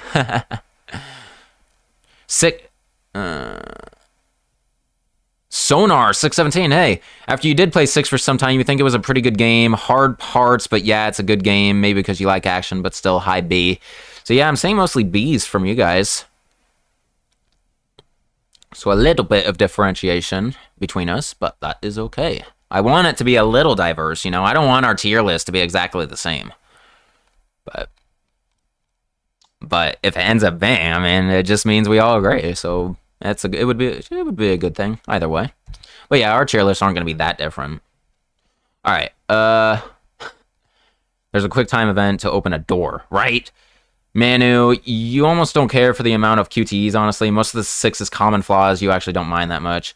Michael Fortesque, if we judge it as an action game, it's really good. Yeah, true. Worst things are lack of weapon upgrading for those skills, lack of infinite rockets. Yeah, Claire and Jill missing. Right. 6 is high C. Okay, so based on everything I saw of you guys' opinions on 6, I'm thinking you guys are averaging out on B. So, for 6, you guys... Yeah, we'll place you in the B tier. High B, we'll see. We'll edit this later. But let's finally move on from 6. Ooh, Revelations 2. Okay. We all know, like, in a bad sense, but I did just play this recently. So I actually have it pretty fresh in my mind right now. So, better than Rev 1. That's questionable still for me. I ultimately don't think so. It is not better than Rev 1 in my opinion. So, at the very most, it's going here. But, let me talk about it some more. It throws back to 0 in the sense that you switch characters again. You have to constantly switch between Claire and Mora and Barry and Natalia. I did think it was cool that essentially you play the same mission with both sets of characters, but it's like at different time periods, so you're sort of retracing the steps. I do not like that it was released episodically. I think that was... I don't think that was a good choice, because it made people wait for the next thing. And it was probably just a sales tactic, really. I love, of course, that they bring Barry back. That is one of the best points about it, is the return of Barry Burton and all of his glory. Yeah. He even says, I have this again. And they talk about sandwiches, even though it was technically Claire and Moira's point where they made that reference. But yeah, ultimately, it's like, it's definitely below Revelations, but there are some things about it that I even think these games are better than it. So for me, it's a low A rank. There you go. That's where I stand.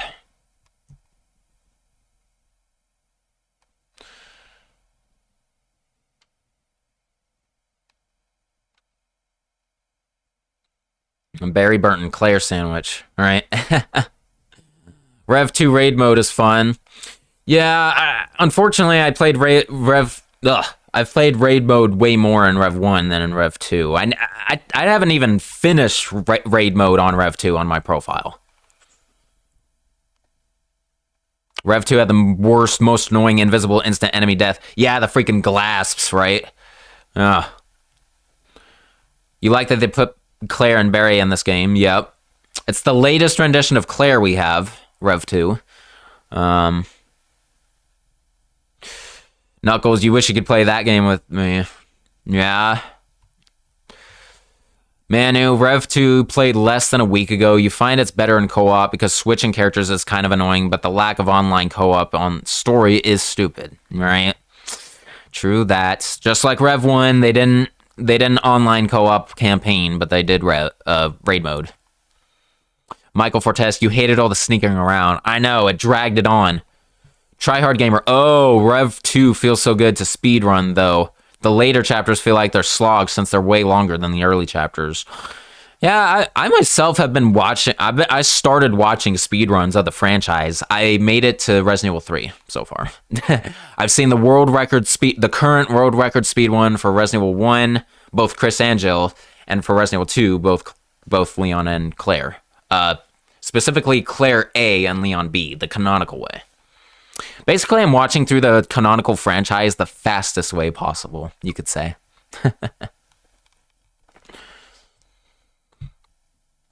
All right, Sonar617.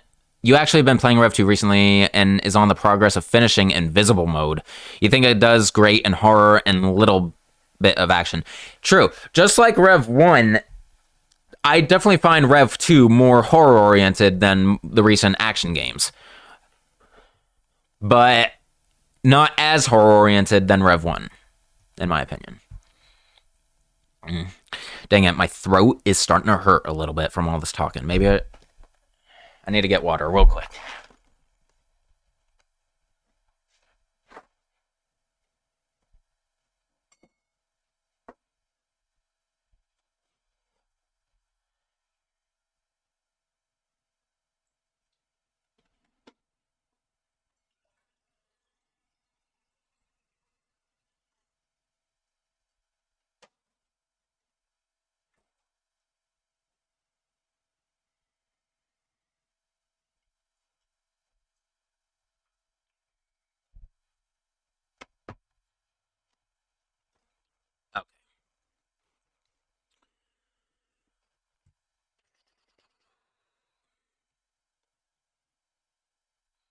Frey, what's the last game in the F rank? That's Operation Raccoon City.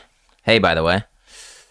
Alright, so currently still ranking Rev 2. Yep. And I'm getting your guys' rank out of it right now. That's what we're doing. Alright. Also Claire and Barry, plus you do find Moira interesting, Manu. Well, I lost my spot with there.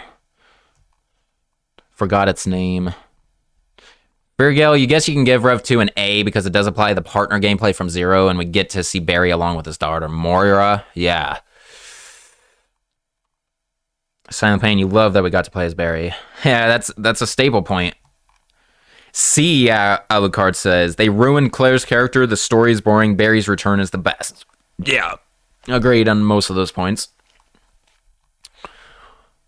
Sonar, you're fine with the episode stuff, maybe because you played on Switch, but yeah, the callbacks were very cool. You'd give it an A because it is a really fun and nostalgic game for you. Nice. Low A, Manif. Manu, you like it just a little less than Rev 1, so somewhere in A. Mr. Guido, Barry was amazing in it. Extra modes were okay, A minus. Silent Pain, you hate the fact that you can't turn off the upgrades without killing your save. That is true. That is a major minus. Frey, yeah, you are pretty late at this point. It's like I don't have too many games left. But you could play it back, and you'd see where we went. I know, I knew not everybody was going to be able to attend this. It's just impossible. It's impossible to do something at a time where everyone literally that follows me is going to be available. So, yep.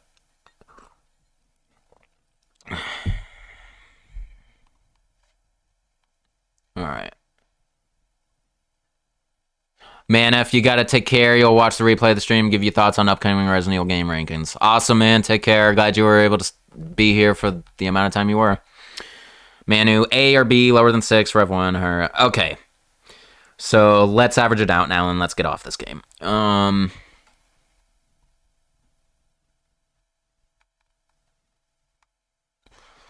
see. Mostly just opinions here. Okay, A, C, low A, A minus, low B, B, A or B, A.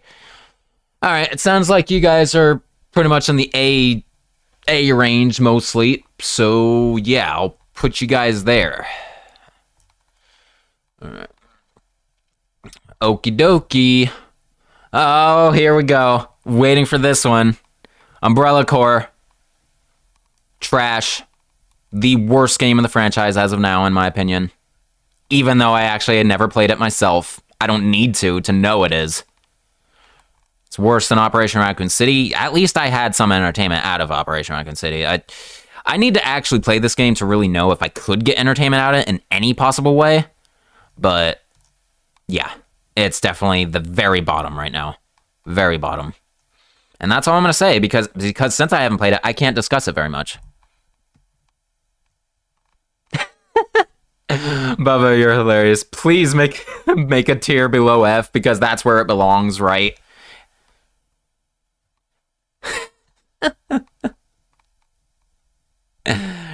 It's like maybe at the end when we get all the games on here, maybe I'll add 2 more tiers. Maybe I'll add like S plus and garbage, and then we'll split it up even more there. I could do that. It wouldn't be hard. All right, let's see what you guys said. This is hilarious. I love this. Next game, let's not even rank it. It's unworthy of even an F. See you, Silent Pain. Umbrella Corps? You puke black fucking F. Fire Mario, Umbrella Corps, the Angry Joe review was enough to see how this game is pure shit tier. We need a new tier. Everyone is saying it needs to be below the F.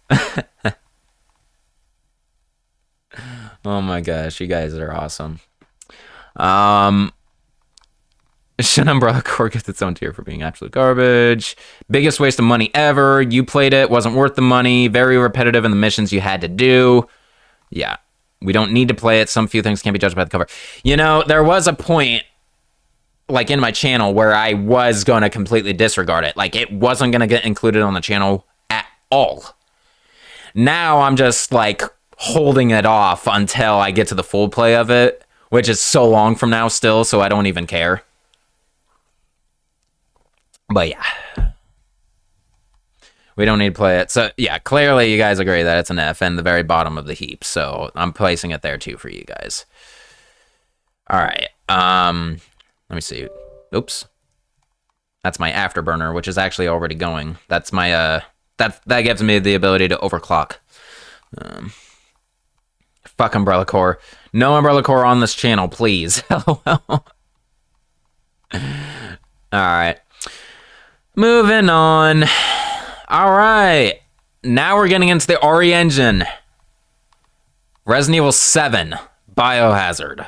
All right. This is the first main series game since 4, in my opinion, that was survival horror oriented. That really returned to the original roots, and it's like completely horror oriented. I don't really know any action element in this game, to be honest. So this is a very praisable game. It's definitely going somewhere in the S tier because it's actually in my top 5. Let me think about that.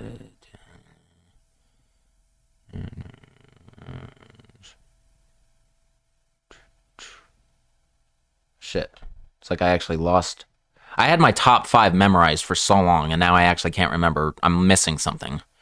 Oh, that's what it is. Okay. Yep. So for me, there it is. With the current games we have up here so far, to me, it's going below Resident Evil 4, but above Resident Evil 3. Resident Evil 7 Biohazard, to me, it almost was another 4. It's like it changed the whole gameplay. It completely changed the gameplay element. It switched to first-person perspective. That's unfortunately a negative in some people's eyes, is the first person. It's a hell of a lot scarier, though, than third person over the shoulder, in my opinion. So it's definitely more horror. Let me see what else. Yeah, again, it was the first game since 4 that was horror. What I don't like, what I can understand and don't like about it is the fact that it's like it has almost none of the characters from any established game. It's like completely original characters up until the end, of course, where we see Chris Redfield. But yeah, until the DLCs came out, it was like completely new. And I understand why people compared it to like Silent Hill or PT. It is very like that, I will admit. But because I was so longing for the series to return to survival horror, I probably give this game more praise than it deserves. But I just think this was this was a stellar addition to the franchise, and it was sorely needed. And we got iconic characters from it. Jack Baker is an iconic character from it. Ethan is iconic now. Joe Baker from End of Zoe DLC is almost iconic because of his freaking fists. Yeah, I have a lot of praise for this game. I thought it was really good. Freaked me the hell out in some parts. I didn't get the opportunity to play it in VR because I didn't have the PlayStation. But yeah, overall, this was a great game for me, and it was the best game that came in a long time. And that's why it's getting that spot in my ranking. Now let's see what you guys are saying. RE7, oh boy, you have a lot more takes here. More hot takes here. Can't see Ethan's face, Daniel Martinez. That's all you had to say about it. S because it saved the franchise, Fairgale. Agreed. Manu, honestly, it's your least favorite main installment. Yeah. Alright, to each their own. Booba Gungs, it's the best. Fire Mario. RE7, the huge return in survival horror, and you played it recently with a friend. It's an amazing game. You love it. S tier for sure. Yeah. Try hard. Love the RE7's DLC even more, to be honest, especially Chris's DLC. Now, about the DLC, Not a Hero, which is Chris's DLC, I did enjoy the fact that you got to play as Chris once again. However, out of all the content that RE7 has now, Not a Hero is my least favorite thing. Because I was like, oh, great, now you're doing more action. Because, yeah, for me, Not a Hero is an action fest again.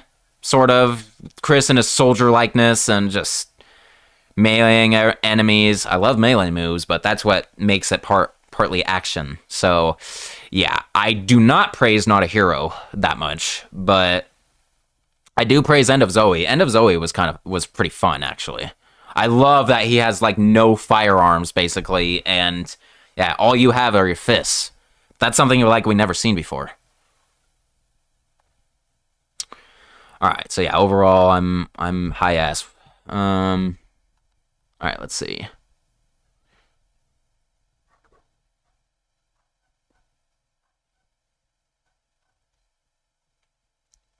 Baba Guns, it's the best recent game. That's what you meant. Yep.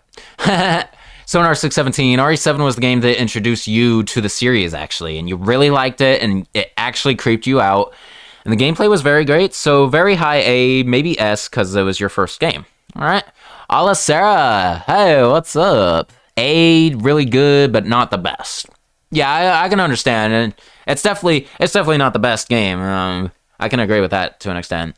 The Manu Castilla, you'll give it a low B at most because it's because you do enjoy the DLC more than the main game.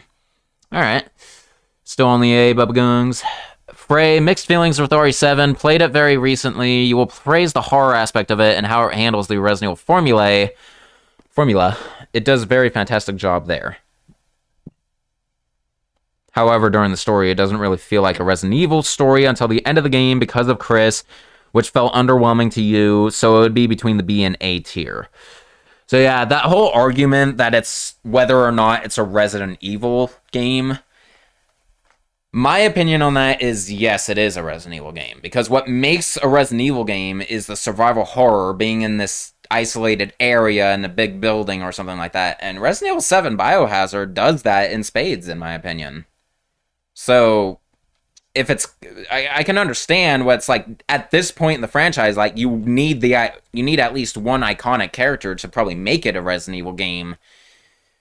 It's like I feel like in some ways it's a little shallow to only focus on that perspective. So me personally, I do think it's a Resident Evil game and deserves to be in the franchise and be regarded as a Resident Evil game, but I can understand why people don't agree.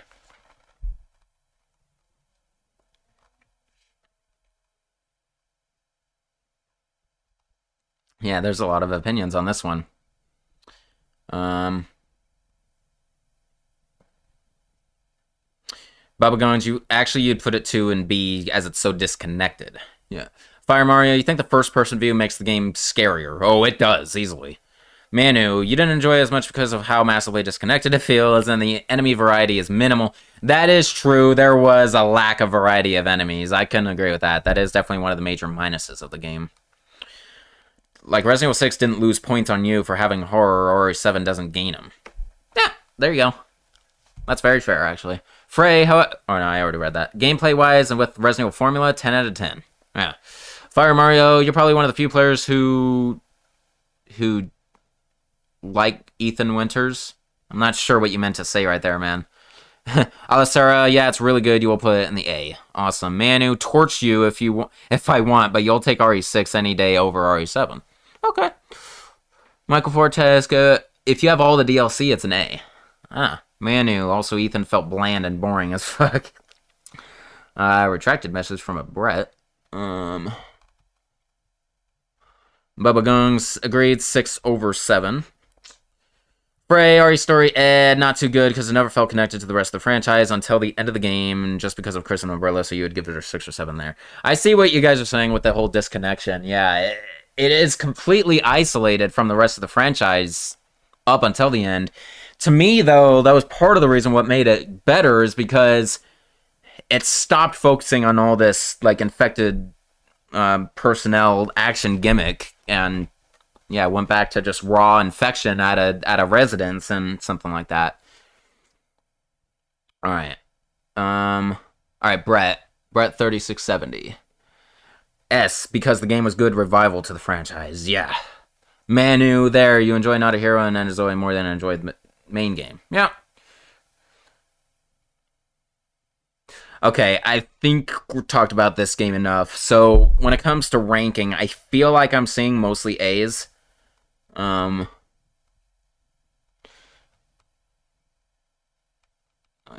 Feargale had an S. There's another S from Fire. A, maybe S. Very high A, maybe S. A, low B, only an A. B, A, between B and A. A. Alright, I think we're averaging out on A on your guys' perspective. Yeah. So, yeah. I think I'll put it there. Alright. Getting there. Almost there. Alright. Resident Evil 2 Remake. Okay. This one's high up too. For me, this is where it's going. It's going above Resident Evil 4, but below the OG Resident Evil 2. Because, as good as this remake was, it still doesn't have the same feel as it. So, yeah, that's where it's going for me. This game took a lot of the main points of the original and made sure to keep them in there. I love... They throw back to the original so good. Like, with weapon parts, with the scenarios. However, one of the gripes I have when it comes to the scenarios, is, they didn't do the whole A and B scenario thing very well. The B scenario doesn't feel anything like the original's B scenario. Like, completely different events occurring. Well, not completely, but some different events occurring. No, there wasn't much difference between the A and B scenarios, unlike the OG. So I think that was a minus, personally. But that's a very small minus. I see what else. I love what they did with the beginning. With Leon, he didn't show up right in his uniform. He actually showed up like in regular wear at first. Both of them end up at a gas station prior to their meeting that you actually play through a little bit. Yeah, I thought they added plenty of great stuff. I love the fact that William Birkin actually takes out Mr. X or incapacitates him for a second. Whatever, he comes back regardless. But yeah, I thought that was badass when you're playing Claire scenario. Whew. Yeah. I don't know. I don't really have much more to say about it. I just really loved it.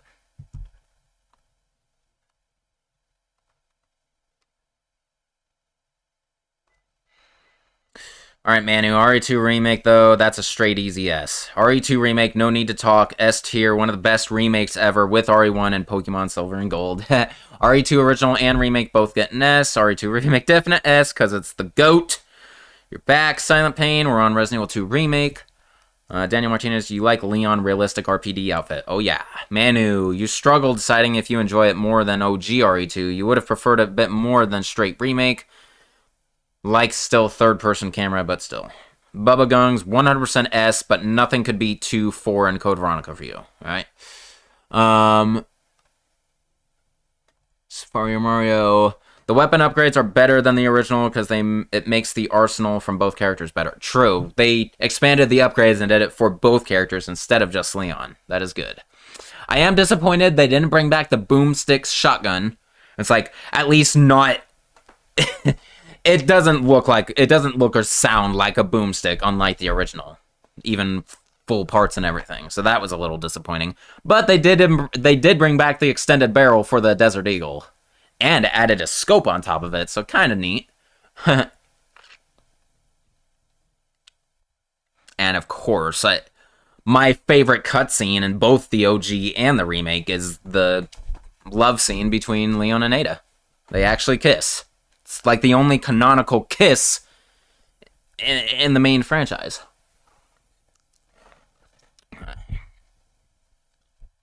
I know there's like Leon and Angela, like at the end of Degeneration, but...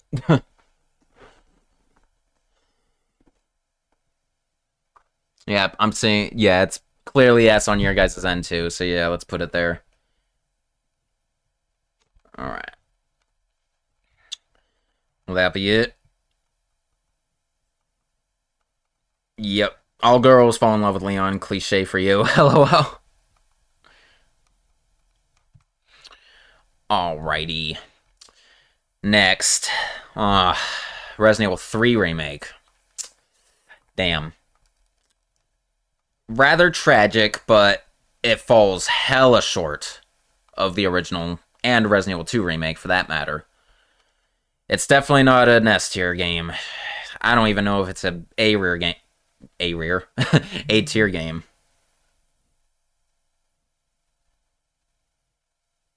Oh, man. Okay. But yeah, it's like maximum it's going to be B rank from me because yeah, it fell so short. There were so many disappointments in terms of the plots and what they dropped out. What they added wasn't even that impressive. No, it was funny. It's like before the game was released, one of my gripes was the way Nemesis looked.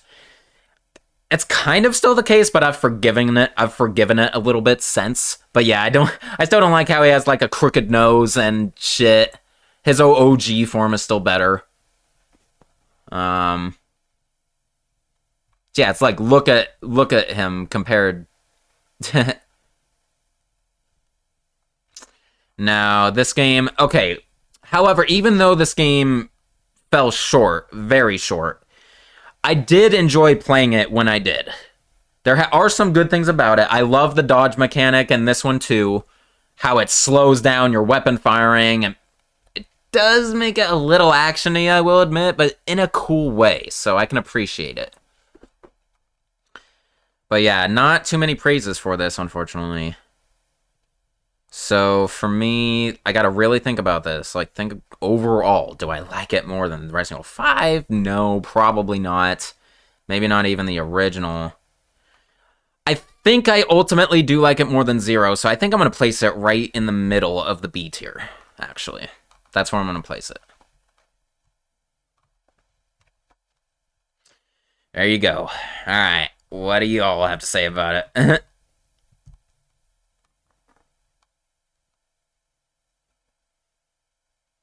Oh boy, 3-make. Virgil, give 3-make a B because way too much content cut out. Yep. If EA made Resident Evil 3 and forgot the DLC, C tier. RE3 remake definitely could have used more development time. 3-make, very rushed, no Gravedigger, no Clock Tower Explorer, no Barry Burton ending. Yeah, all true. All very fine points. As an action game, you would put 3-make as a high B.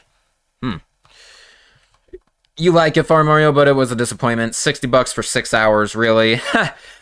You've passed more times on Doom Eternal, and it was a fantastic $60 game. B tier. TJ Monkhouse, hey man, you are coming in pretty late here. I'm actually almost done with the franchise, but I'm glad you could tune in regardless. Nice to meet you. Yeah, you missed a lot.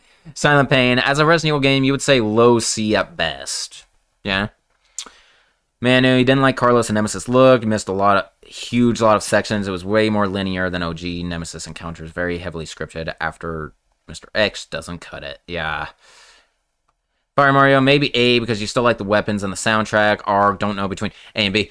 Okay, that is true. That is something I do give praise. I love like the remix soundtrack. They do take iconic themes and really modernize them a little bit, you know? I love Nemesis's final theme in Remake, as well as the original. It's so menacing in a way, you know? Alright. So, let's make an average out of your choices now. B, definitely Alicera. It's a disappointing game. Looks like a short movie with a lot of cutscenes. Nemesis is not a threat, missing some scenarios. Only to focus on the DLC content. Resistance. Oh, good lord.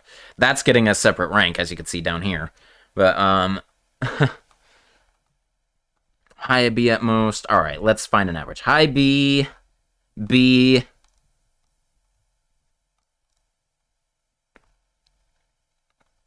C rank, LOL. B. Between A and B now. Low C at best. B.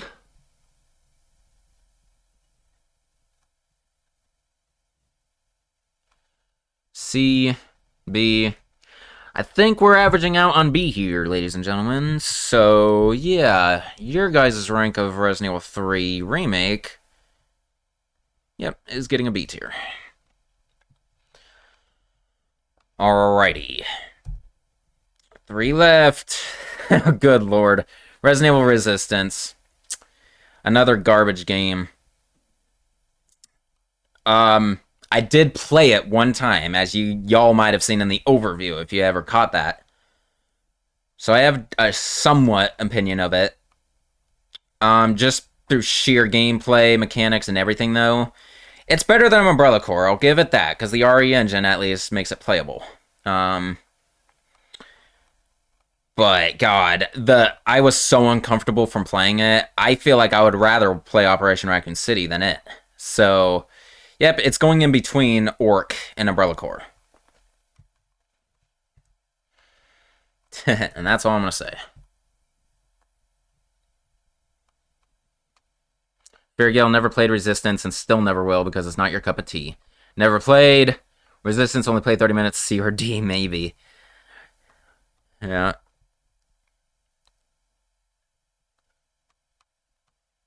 Frey, F rank. If it was actually fun, but it isn't.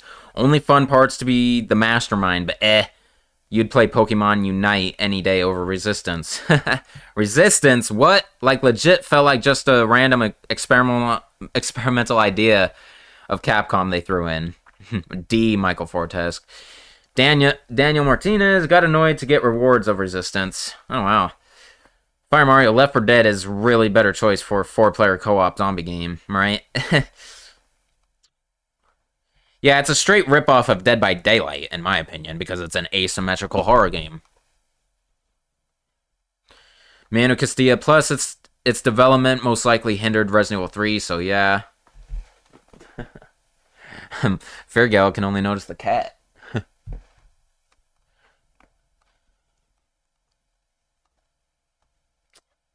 Big Papa SM, y'all remember when people thought Resistance was Outbreak File 3? I know.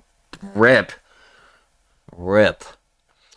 Okay, so not getting too many letter grades on this one.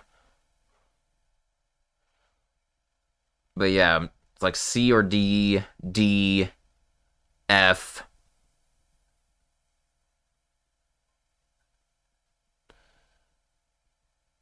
F mostly because of how it affected Resident Evil 3. Yeah, you think most people agree with D, Frey. Yeah, it seems to be close between D and F, because, see, I can understand if more people played it a lot more than I do and may have gotten some sort of enjoyment out of it, but can understand why it's just not a good Resident Evil game at all. Silent Pain, yeah, it's just a massive shame that Left 4 Dead was never ported outside of the 360 and maybe the PlayStation 3. You give Resistance a C, Daniel Martinez. So, I feel like I feel like Resistance from you guys is averaging out to be a D tier game. For the most part. Yeah. LSR, you think you would add a new category for this content called Actually Offensive. Right? Alright, so yeah, you guys, I think I'll put your Resistance in the D tier. Definitely under Survivor.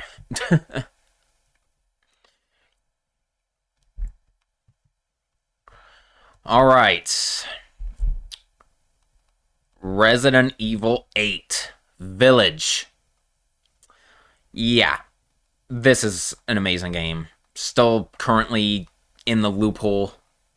It's on everyone's mind still right now. Still being played actively. Okay. So you're basically about to witness my top 5 now.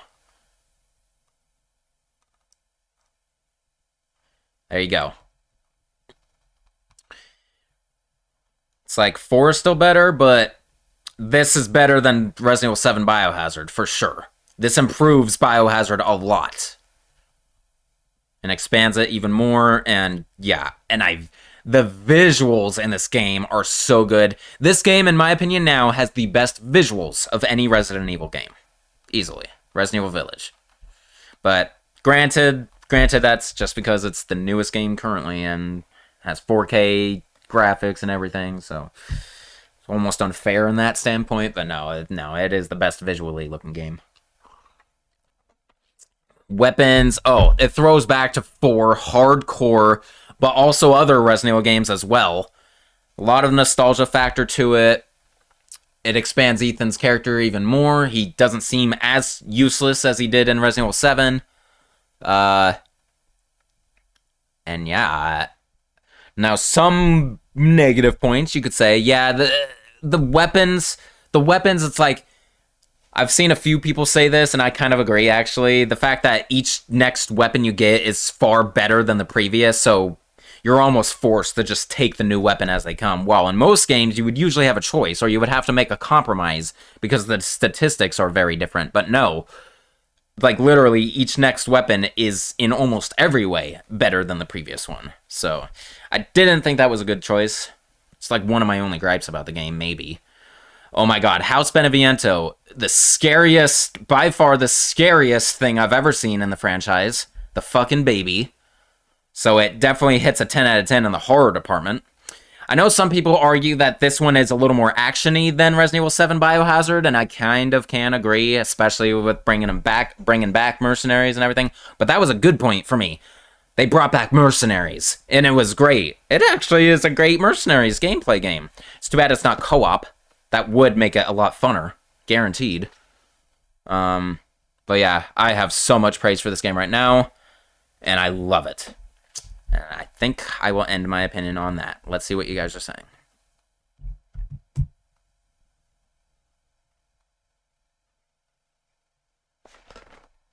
Here you go. No, that wasn't Tally. That was back there. It was actually Naomi. But anyway. S. Gas pack.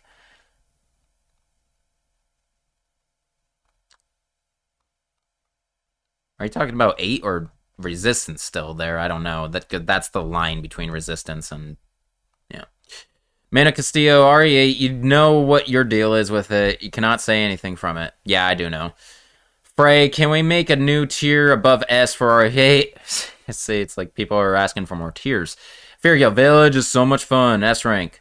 Top 4 Resident Evil games. Our creep out of Big Mouth Baby. Oh, sorry, you didn't play 8. Sorry. Yeah, it is still new, so I can understand if some people still haven't played it. Bubba Gungs, RE7, but just better, just straight S for you. Southern Pain, from what you've seen of it, you would say low S for Village, alright? Michael Fortes, yeah, you think it's a good placement for 8.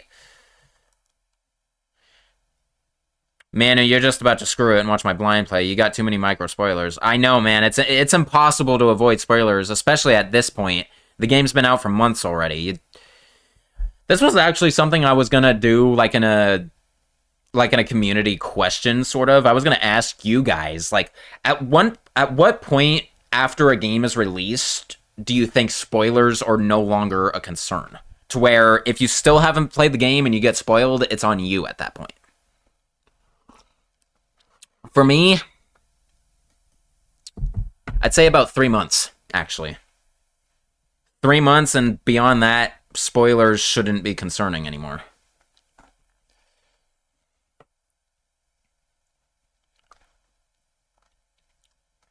But anyway, let's see what else you guys are saying. Good horror aspect of Vampire Lady that people simp. Great gameplay, great VA, doesn't feel too disconnected, really good game. Oh yeah. It's like the whole Lady Dimitrescu, you know, becoming an internet meme. I'm not regarding that really whatsoever towards this rank. That has nothing to do with it. That's just the internet being the internet.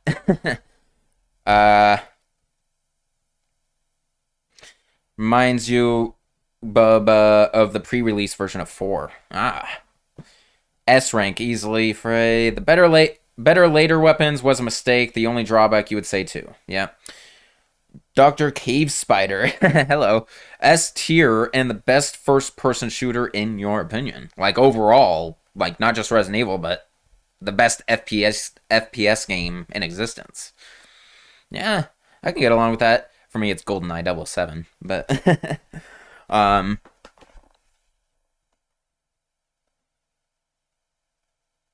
Alicera, but you think Lady D was overrated by that time? Yeah. Brett 3670, S Pure Gold took what 7 had and improved on it, and the ending got you in the feels because you loved Ethan. Alright. Daniel Martinez, shame Ethan is gone, that we still can't see his face. It's like,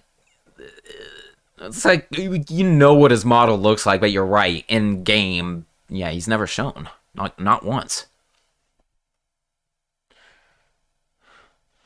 Frey, thick characters are never overrated. Let's get that right. Have to disagree there. Fire Mario, the Beneviento's house makes you shit your pants. You want to say, I want to get out of here. Yeah. Alicera, well, this is a Resident Evil ranking, so they should be prepared for the spoilers.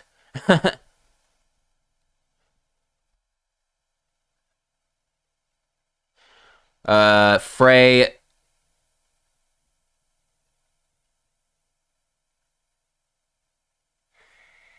Yeah, man, you probably should get out of here. Um, if with this is a Resident Evil, I can say, yeah, yeah, that's what I'm saying. I'm ranking, so I have to form opinions. You're way more lenient there. You give a game a full year before spoilers can be freely discussed to account for people who can't get it early. Oh crap. Well, there's the biggest spoiler. Shit. Yeah, man, I'm sorry, but yeah, with my ranking, I can't dodge spoilers for you, unfortunately. Um, Son of Pain, from your perspective, you don't mind hearing about out of context spoilers. You just don't want to be shown them without playing, watching, reading it beforehand. Yeah, I get that. Okay, so I think we've discussed Village enough. Let's find your ranks. I think most of you were giving me like S tier vibes, so yeah, I'm gonna go ahead and put it in there. I'll even put it like there. All right. Now, there's actually one more title down here that all of us, have yet to get because it's not technically released. RE-Verse. So the best we can do here is just make a speculative rank. Oh, god damn it, my mouse just died. And that really sucks because I'm like well away from my console right now.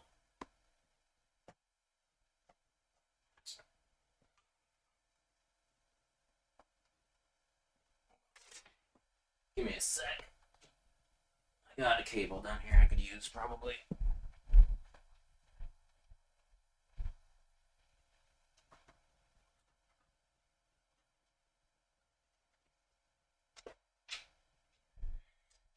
This work.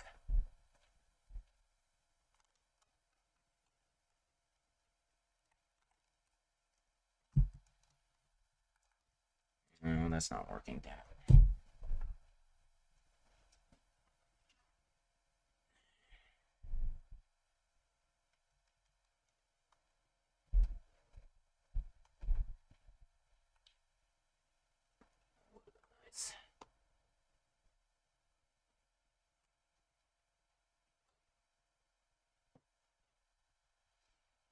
Okay, here we go. I got it. The cord is still not long enough now. I'm gonna have to put the mouse over here.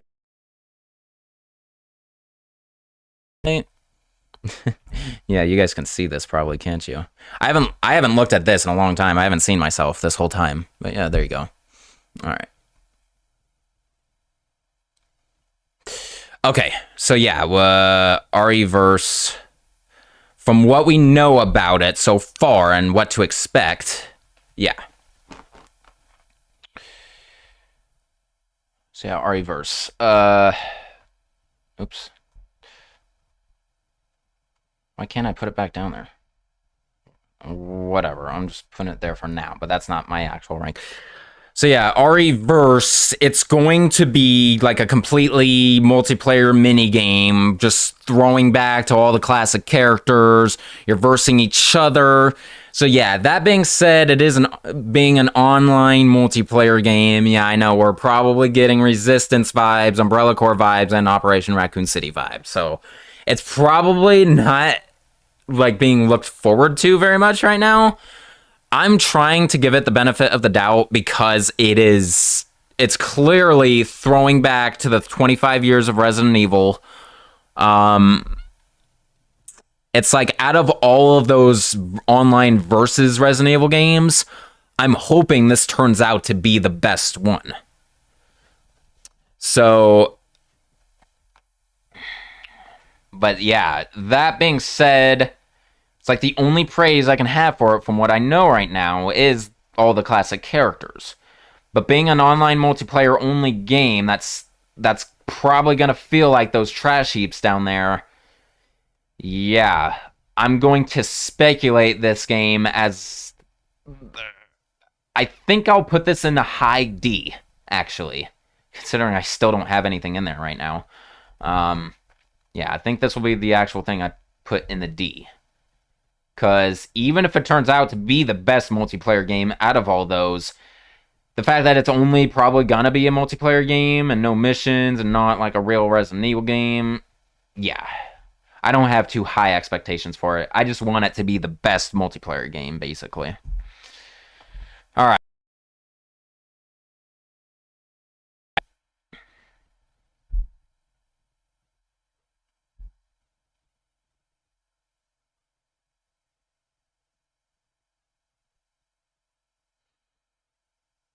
Fear Gale, you're not giving it a rank because it's not out yet. Right.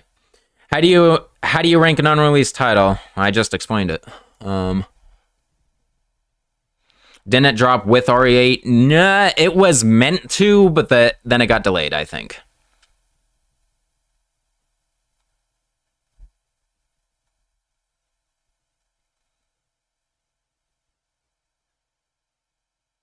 D rank, in your opinion, the beta was a mess in terms of balance. Leon was absurdly strong because of his shotgun. Yeah, it's meant to simply have fun. I get that, and that's what I get. It's a throwback game for fans of the franchise, basically.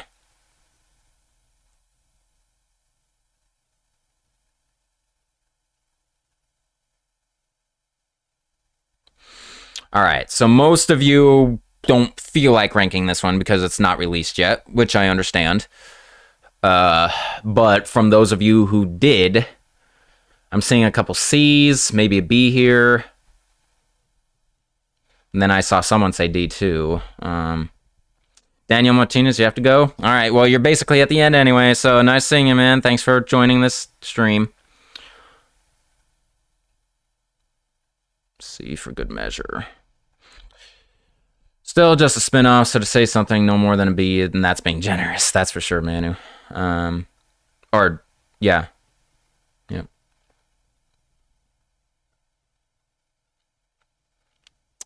So, yeah, the average rank I'm receiving from those who bothered to give a rank, it looks to be averaging out at C, actually. Like, let me see what just popped in. Yep, I think I'll put you guys in C. Don't go anywhere, people. We're not done yet. We're gonna fine tune this list. If you don't have anywhere to go, stay here. Okay, so yeah, I think I'll put you guys here.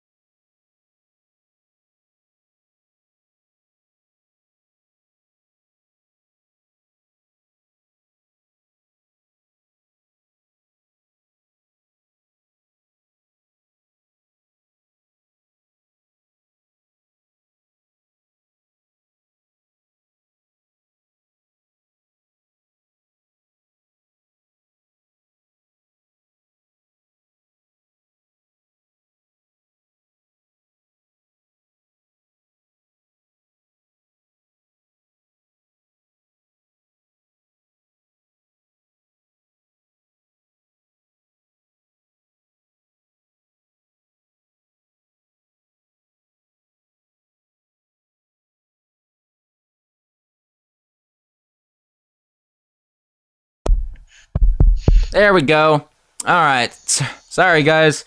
Okay. Thank you for that. Alright, cool. I'll let you get back to your stream. Okie dokie, man. That's fair go. Okay. Yeah, I didn't realize my audio finally cut out. Shit. But how long was it?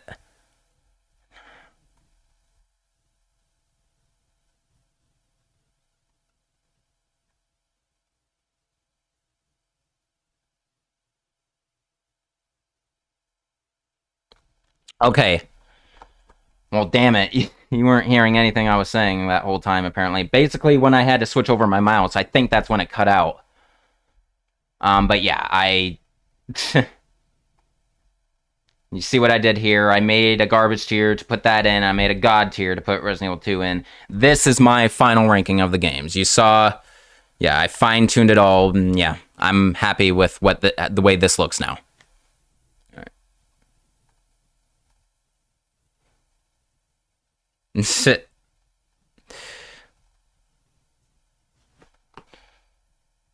Dang it.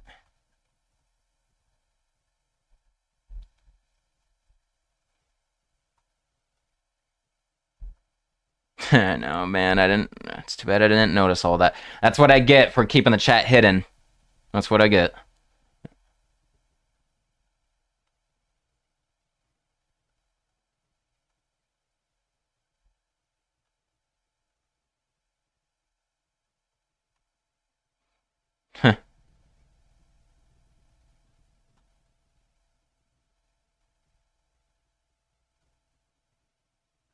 Yep, that's exactly what happened, Brett. I was behind the chat.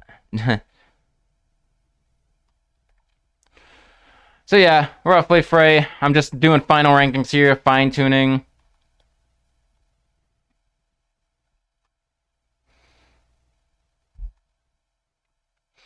So yeah, for you guys, I mean, I don't know if we need to do... Should we do some fine-tuning? It's like just take a look at what you guys, like, based on all your answers, this is what I fetched out of it.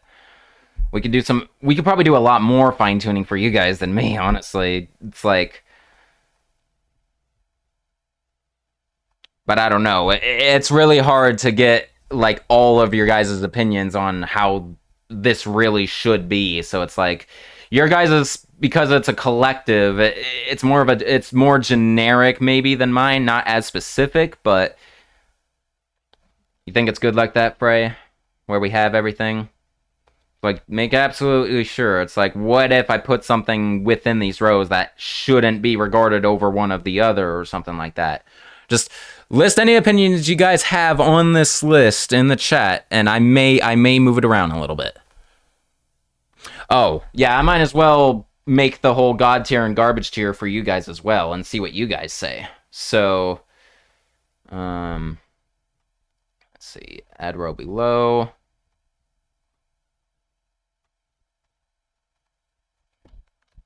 Why does it do that?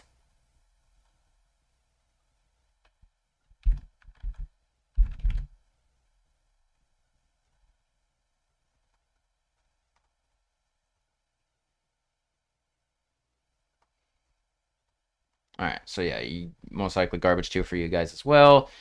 And I'll make a god tier above.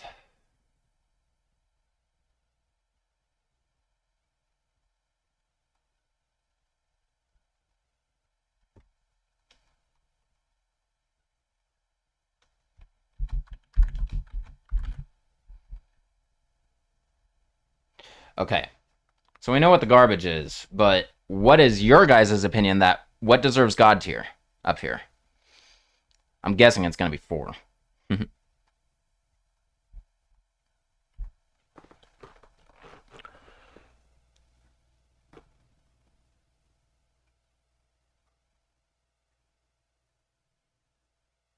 Yeah, RE4 god tier game for you, Frey. 2 Remake is the god tier for Feargale. 2 OG is the god tier for Sam, just like me. Yeah, we got some mixed... Basically, I'm asking you guys, personally, specifically, what is your favorite game of the franchise? And if there's one that comes out more than once, that's going to be put in the god tier.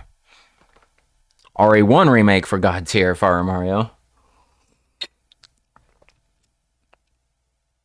From the S tiers to the contenders to God tier for you are 4 and or 2 original or remake.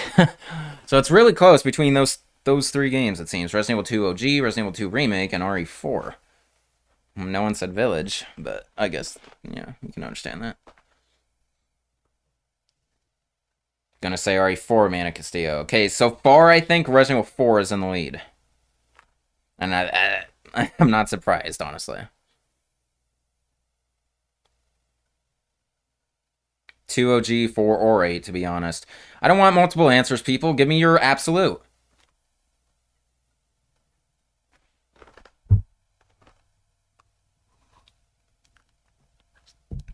It's like, I know, it's close for me between, like, 7 Village and, 4.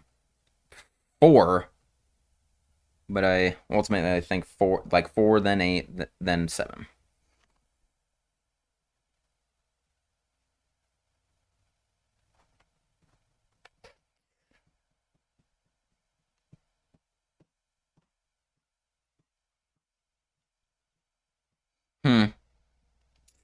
Yep, those that are still around.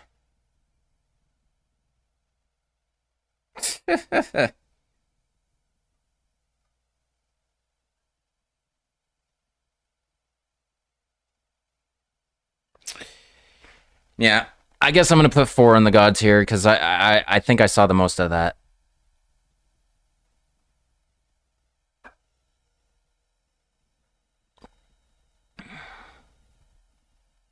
All right. So yeah, we've done it. I have a tier list. You guys have a tier list to watch me. And yeah, they're very similar. For the most part. As we could see. Very minor differences, if anything. So yeah, I'm really happy to have done this with you guys. This was very fun. And I for sure will be open to do another tier list for Resident Evil of some sort. Most likely will be a character tier list when I do it again. That one will be very fun too when I do it. No hardcore plans for it yet. Could be within the next couple months. Who knows? Because I really enjoyed this. I love live streaming where I'm actually communicating with you guys. See, the Q&As were one thing, but that was just simply you guys asking questions, and then we all know Wyatt destroyed that whole thing, so yeah, that was downplayed. But what am I? I'm like paying attention to that thing on the bottom right now. I'm just that advertisement.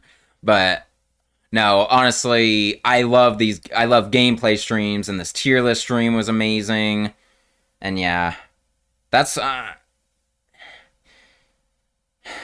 I know you guys are looking forward to that weapon review of Resident Evil 8 Village, and I need to be brutally honest about something. It's like I can't tell you enough how much I just keep holding it off, or I have lack of motivation. But to really put it in perspective, I haven't worked on it at all for like the last couple months. Yeah, I'm out with that. I don't know what I think my issue is a combination of, like, it's how I use the little free time I have these days in my personal life. It's hard for me to commit to something that I don't always want to do. Believe me, I want this weapon review out. You know what? I'll save this for another video. I shouldn't digress. This is the tier list, and people are watching after the fact, so I'll get off that sore subject.